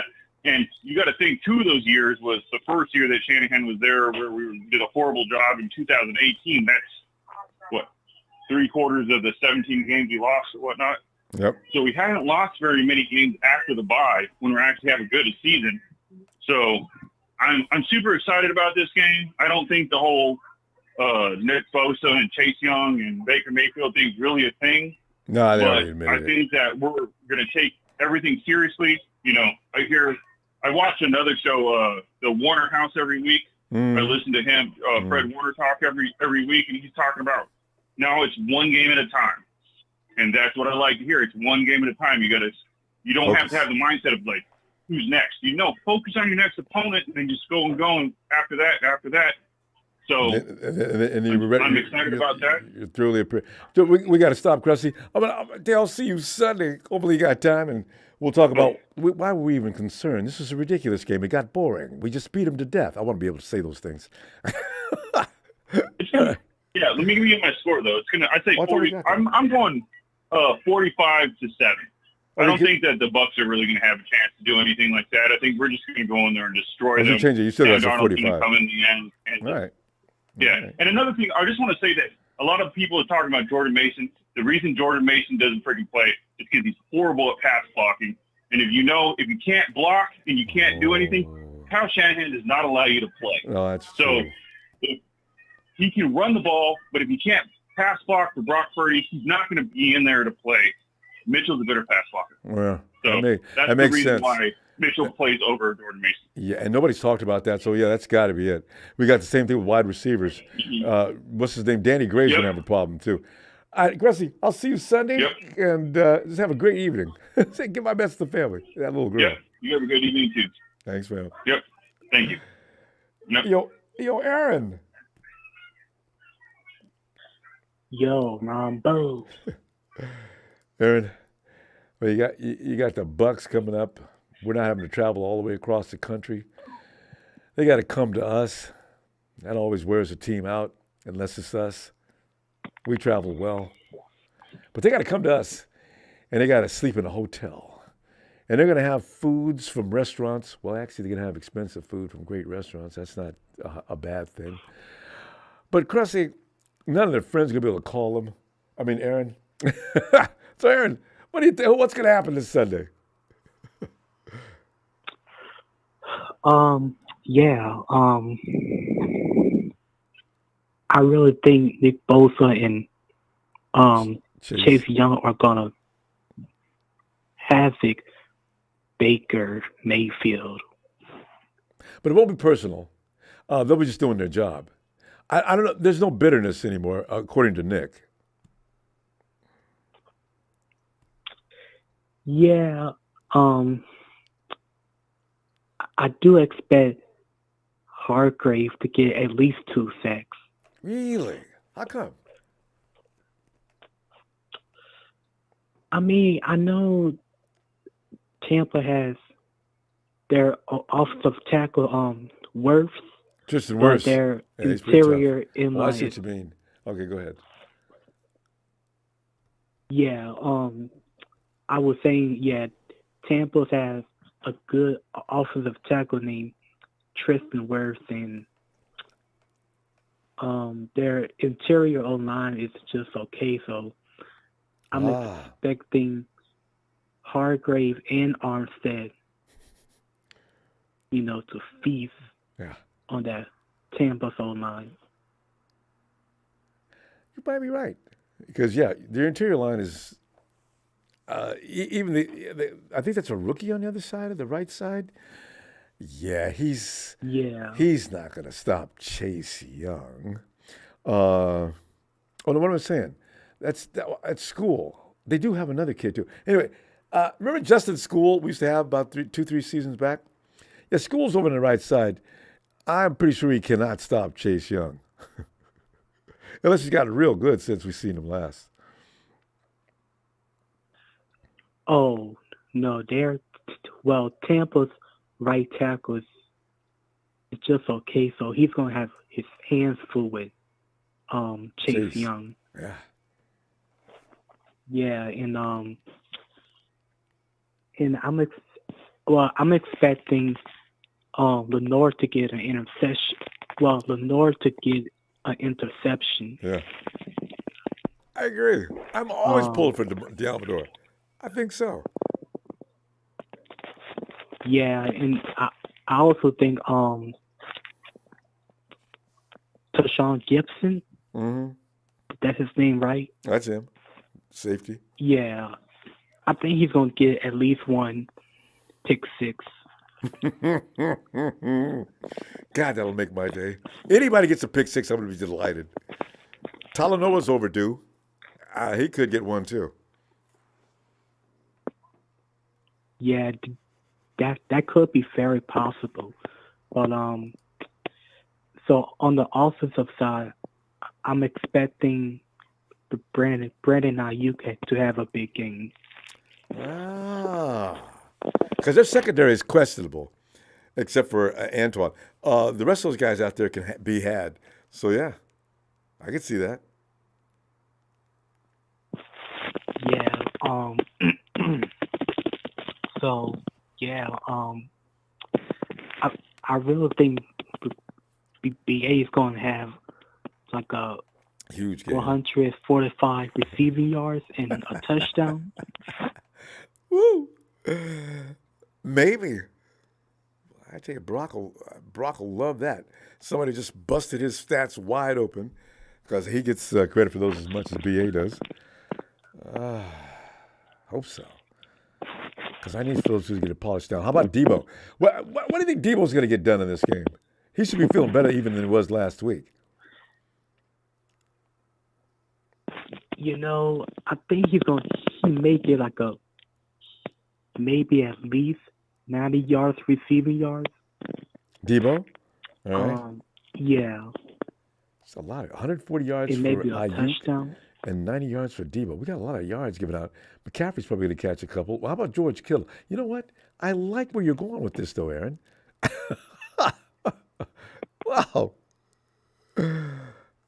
Yeah, because I think Tampa might try to key on Kittle and, Debo and Ayuk going to go off.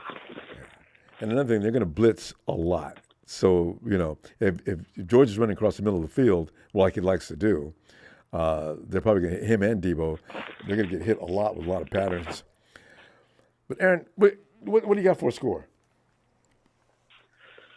I have us winning 35-17 Niners. All right. We'll see for that coming in for real on Sunday, no matter what Big Show says. All right. Aaron, I'll see you Sunday. All right, fam. Appreciate you, Aaron. Night. Not a problem. All right. Night, Aaron. Good night. For that, Brian says, Bucks getting stomped. Y'all know it? Yes, indeed. Bam. D-Flow and Allie. Hi, Ronbo. Hi, Allie. Hey, what's up, Ronbo? D-Flow, when you're winning, we start to think. I'm telling you right, before we went on that 3-game loss, I thought, people always supposed to, we're going 17-0. Make you step down, y'all. Step down. 16-1. Ain't going 17-0. Now that reality, as Big Show likes to point out, has slapped me down to the ground, I do believe, though, we're going to win out from here. D-Flow, what's going to happen this weekend, though? Well, I don't know about winning out, though. We got to keep it one game at a time, I do agree with that. We gotta stop, counting our chickens before it hatches, I know. I do that all the time. That's what we got to stop doing. I know. We gotta focus on. Last year, Vita Vea did not play. Oh, I know. Right? I mentioned that earlier. Vita Vea is on a tear right now. Them linebacker, everybody forgets that. They got linebackers, too. And you saw what they did to Derrick Henry? Derrick Henry, a big-ass back, didn't even run for like 70 yards. I thought he didn't play. And that's a big back, Ronbo. But their offensive coach, big back. Their offensive coach is a fool. So, All right. Yeah. Let's talk about their offense. What corner do you feel comfortable against Mike Evans? Tell me, Ronbo, what corner do you feel comfortable when they throw the ball deep? I don't have a corner that can. Well, Chavarius, but he's probably going to go to Demo's side. Hey, you know what? He's going to throw an Ambry. He's going to try to throw an Ambry. You know what? That could be a mistake. So basically, you have faith that Ambry can cover Mike Evans, where Mike Evans is balling. Ambry is he's gonna get flagged. You know what? That's a good question. You know who else is gonna get flagged? Shavarius is gonna get flagged because he's due for pass interference and holding every game. So all they gotta do is just throw the ball to him, and there it is. They're in the red zone. D-Flow, we're gonna stay in zone coverage. Although that's not a good thing either. But ain't gonna be no deep routes.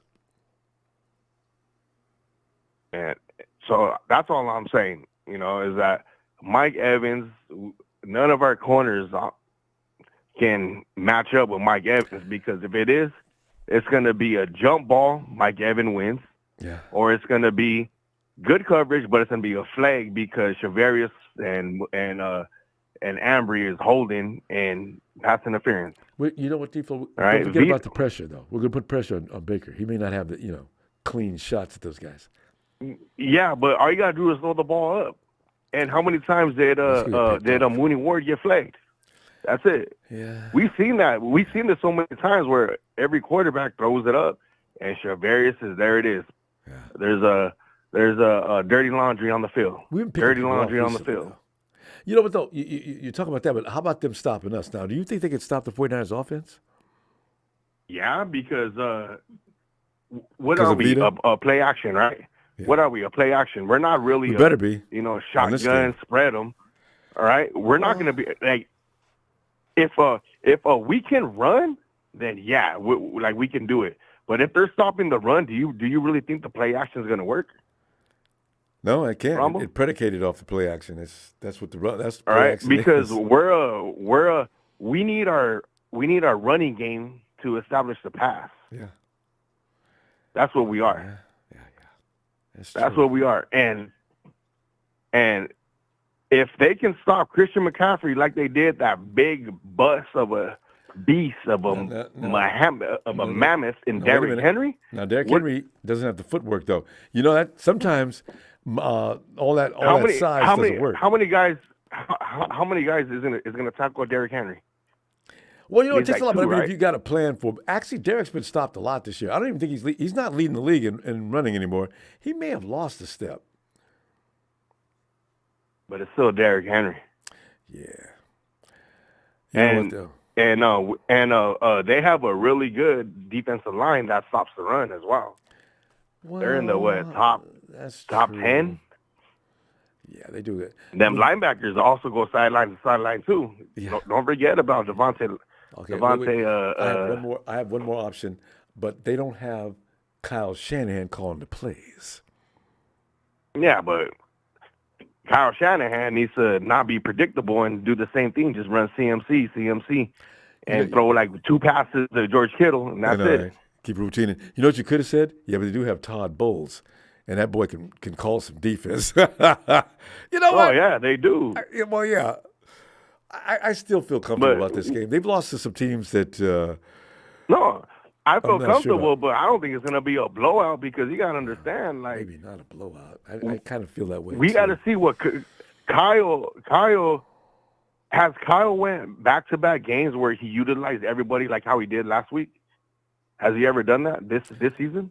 He does. Or he goes away from it? No, he does different things every week depending upon the team we're playing, though. See, these guys. Yeah, but we got stars. How many? Like a great coach like Andy Reid. We got the best players.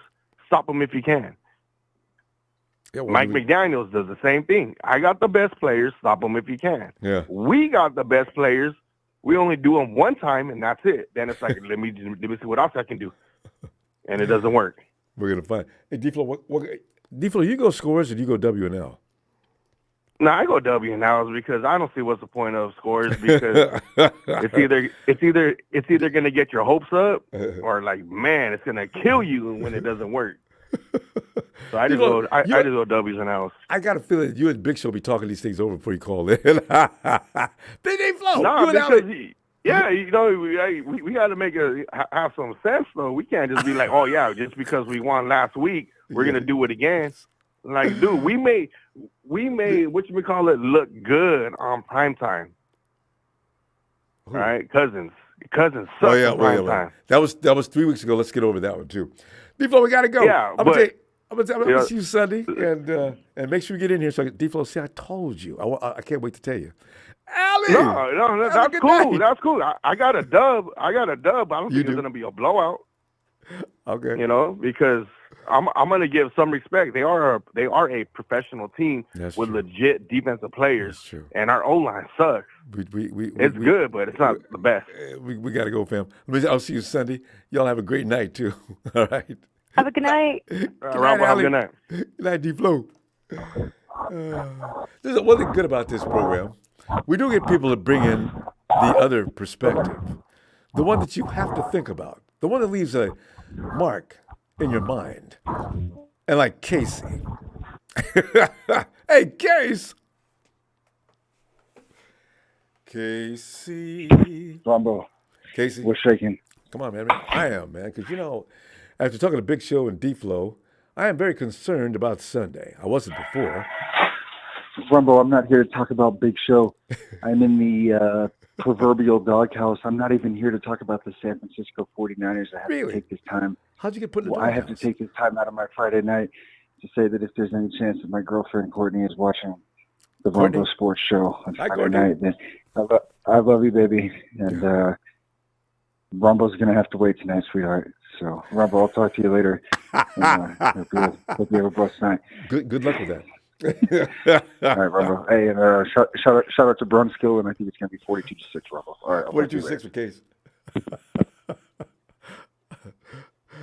Be easy on him, Courtney. See, he made that a point. Okay, so there you go. Let's go check. Hey, Tony. Huh? Oh, 42-6, yeah. Casey's 42-6. Tony. Good evening, Tony. Ronbo. How are you? Good evening, Tony, man. It's just, it's Sunday. It's always a fun time. Tony, I told you early in the season, I said, you know what? What bothers me about football season once it starts, it goes away quickly. The off season seems to go on and on and on and on. After the draft, it seems almost painful. And week 11 is bothering me already. Yep. But Tony, give me some perspective on this weekend's games, yours and mine. Well, Ronbo, I saw the injury report. Your left guard, Aaron Banks, is out with a toe, huh? Yeah, he's got turf toe. He'll probably be. What do they I don't know why they call it turf toe. He's got a strained toe. I thought turf toe was something else. Anyway, yeah, he's out. Feliciano's going to be in there. And Devin White McKivitz. is out. Linebacker for Tampa Bay is out. Who? Devin White, one of those first-round. Devin White's not playing? Hey, D-Flow. D-Flow. Devin is not playing. You know what? Devin White can play some ball, Tony. I didn't know he was going to be out. Yeah. Their whole linebacking core is nice. That the Trajan, whatever his name is, the first-round pick they got from Washington. Yeah. Their front seven is good. Their secondary sucks. They remind of me of the 49ers picking up them linebackers. I don't know who the scouts are or who go out and find these people. Devin White was pretty much a perennial star at school, but I don't even know the other guy. Yeah, and me and Texas, we've been hitting each other all night. I keep reminding them, enjoy Sunday's win because it's going to be the last one for a while. Wait. Who do they play? Oh, Panthers. Damn it. Because I say, ain't no guarantees the Dallas Cowboys are going to win these games. Everybody's whooping and hollering and screaming about Dallas Cowboys. They look like a force out there. They're playing the Giants. Why are you guys talking like this? Yep. Oh, man. Yep. I'm looking forward to it. And like I said, the worst of all the teams I said they're going to lose to, they're going to lose to them Thanksgiving, Washington. Washington going to beat Ronbo Sam, what's his name? Howell? Yeah.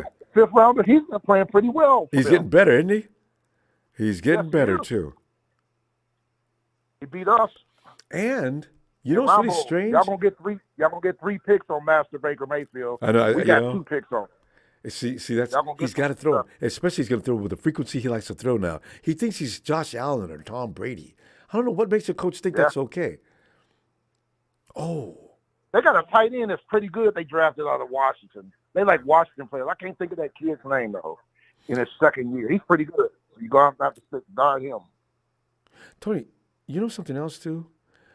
Todd Bowles was Arians' defensive coordinator. He also, and Brady Todd believes in putting that ball up. They don't believe in run games. Remember Bruce Arians and Todd Bowles were over in Arizona? Palmer was throwing the ball it was worse than Josh Allen. So then that means that defensive line of yours going to pin the ears back up. Yeah, and he's going. You said 3 picks. You're right. 2 to 3 picks, because they're not going to let Baker Mayfield just continue to just throw the ball on every down. That means that the defense will be set up to do just what they do. Dumbass. Yeah, we got 2 on them when we beat them in Tampa. So y'all will get 3. Yeah, that's maybe 4. If Fred and Talanoa start working him, it could get real ugly real quick, because on those kind of games when everybody's getting picks, but all of a sudden Demo comes out of nowhere and Gibson's always standing by. So yeah, go ahead, Baker, throw the ball. Josh Allen's going to learn. All these guys that think they can just pass and throw against guys that are getting paid big bucks in the secondary. Josh Allen, is he going to be in? Stephon Diggs, is he going to be in Buffalo next year? I have no idea, Ronbo. We won't find out anything out about that till like the off season, then the chatter will start more. Right now, they just got to keep playing, Ronbo, because they still can get in the playoffs. Yeah, but now you've got. But you heard some of the reports. It seems Allen is throwing to people. He'll see Diggs will be open, and he'll throw to his tight end. What's that new kid's name? The tight end they just picked up. The kid from Oregon State. I can't think of his name. Yeah, I wanted him. Yeah, they came in. We couldn't get him. So the Bills got him, right? So he drops the ball or something, right? And then Diggs will be standing there, not even moving from his spot, staring and way down the field. And Josh, says, it's pissing. That's the way he is. Stephon's. Yeah, but both of them are bad. Josh for not throwing it, and Stephon for pissing people off. Ronbo, I'm sitting here watching. It's 2 weeks left in the college football season. Yep. I'm sitting here watching Deion Sanders, Colorado Buffaloes get their ass whipped. 56-10. They're playing Washington State at Washington State. See, Deion. Deion says every week now, though. He says we're improving. We're improving. Tony, he had to build that team from scratch. I ain't mad at him. Now I bet you every other kid that's got any talent wouldn't mind coming to Colorado. Because Deion Sanders. What, Ronbo? They started out 3-1, and see what I didn't like with Deion, all that talking. I got receipts, and do you believe? I picked them to be 4-8. Did you? Tonight they're going to be 4-7. So because there's too much competition. It is. No, Deion should have tempered it. Deion was trying to instill his attitude in his players. His son did something you talked about a few weeks ago too. What crowd was he taunting? He went over to the stands after they had won the game, giving the crowd all kind of crap. I said, that's the Deion in him. Was that somebody said something about that on Twitter, or was that you? Well, son got knocked out of the game today. He's still talking. Got knocked out. Yeah. He's got to realize he's not his dad. Okay, you need to calm down and establish yourself as a good quarterback first. Your dad came into the NFL and was at school. He was a terror. You ain't that yet. So. And different position too. Quarterback, you just lead by example, do your job, study film. You know how quarterback. Yeah, you got to conduct yourself. You got to conduct yourself in adult fashion. When's the last time you seen a hot dog quarterback? Oh, Baker Mayfield and Johnny, Mr. Football Manziel. That clown. Baker did come in. Didn't Baker throw a coach? Didn't he get a coach fired? Yeah, he did. Yeah, Cleveland. Sure did. Yeah. And Money Manziel. And Money Manziel came in. Understand that the reason why Kyle left Cleveland is because he wasn't going to have anything more to do with Money Manziel. Johnny would not do what he was told. He didn't like to practice. I said, "Oh my God, I didn't find out about that till recently, actually." I said, "But can you imagine somebody like that?" I come to find out years later. I said that explains his behavior. Johnny Manziel's grandfather is an oil baron. He's rich. I know he doesn't have to. That explains his behavior. He doesn't have to play football, and he just certainly doesn't have to listen to anybody talking. So exactly. But Ronbo, I still tripping on that Seattle -1. I was telling you on your last show. I can't believe that. I over the Rams? Seattle don't beat them. Yeah, it's only 1 point. Well, Ronbo, Washington State's going to go over 60. Tony, I can help you with that. Okay, if as a marketing pro calls him, if what's he called? Something Dimes. Matty, did you call him Matty Dimes? Yeah, whatever. If MD's not playing, that makes a lot of difference. Who is that quarterback they got now? Stafford's playing. Stafford is playing. The thumb's okay now? Yes.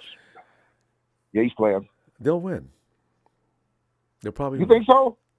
Yeah, because the Rams, for some reason, a lot like our ownership over them, they actually own the Hawks. The Hawks, you could count the times the Hawks have beaten the Rams in the last few years.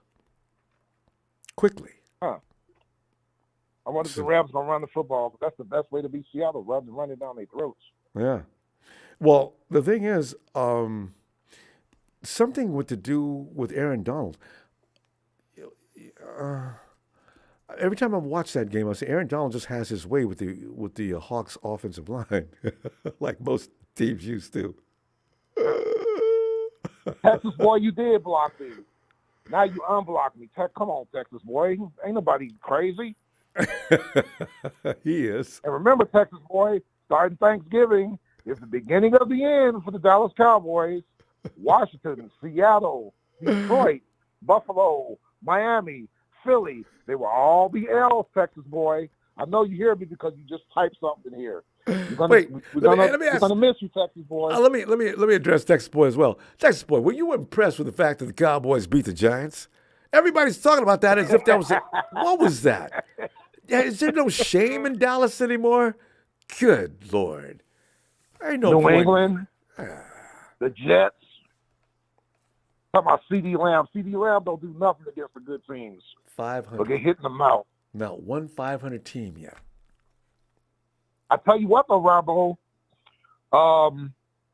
Brandon Cooks is looking healthy. He looked good against the Giants, I know.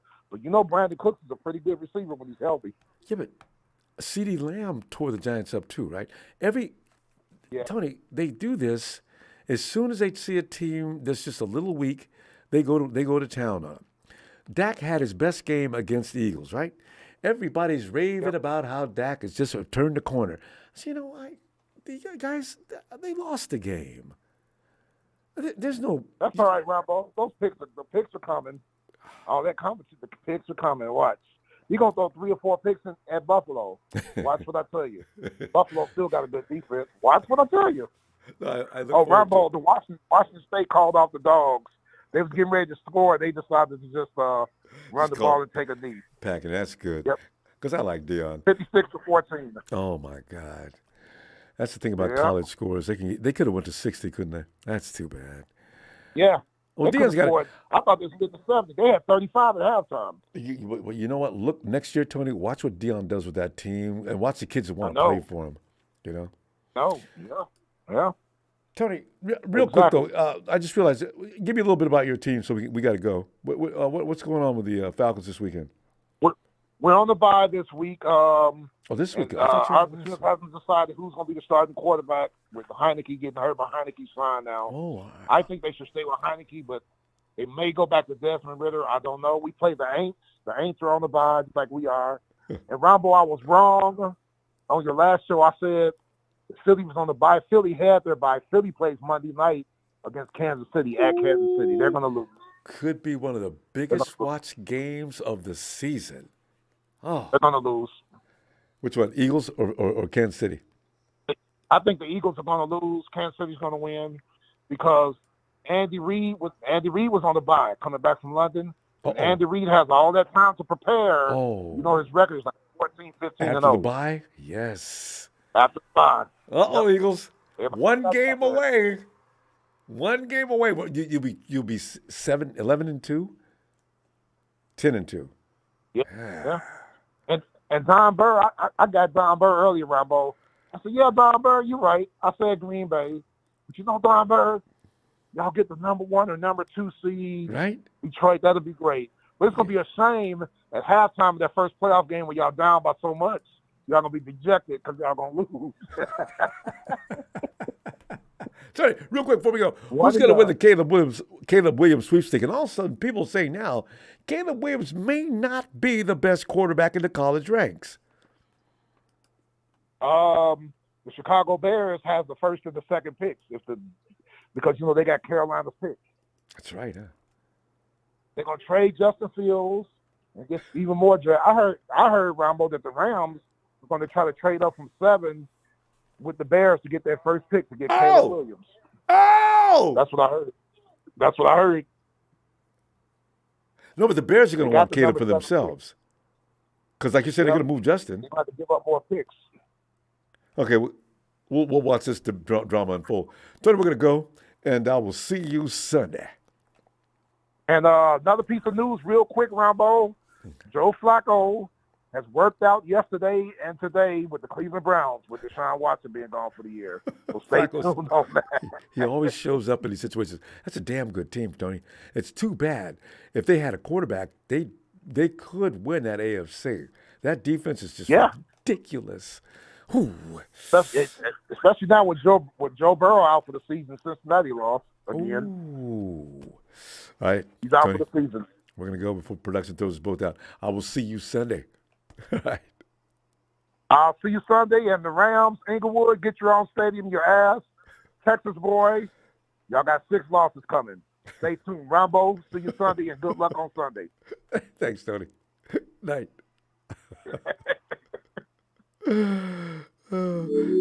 Big shout out to Chrissy Everett as well. Man, I'm going to go. I tell you what, I'll see you be in your face in your place. Game time. And we can watch the 49ers do what they do. Have a great night, fam. And thanks for the contributions, fam. Appreciate it. And please don't forget to subscribe before you go. We're going to do this again. I want to be able to find you. It's like Niners.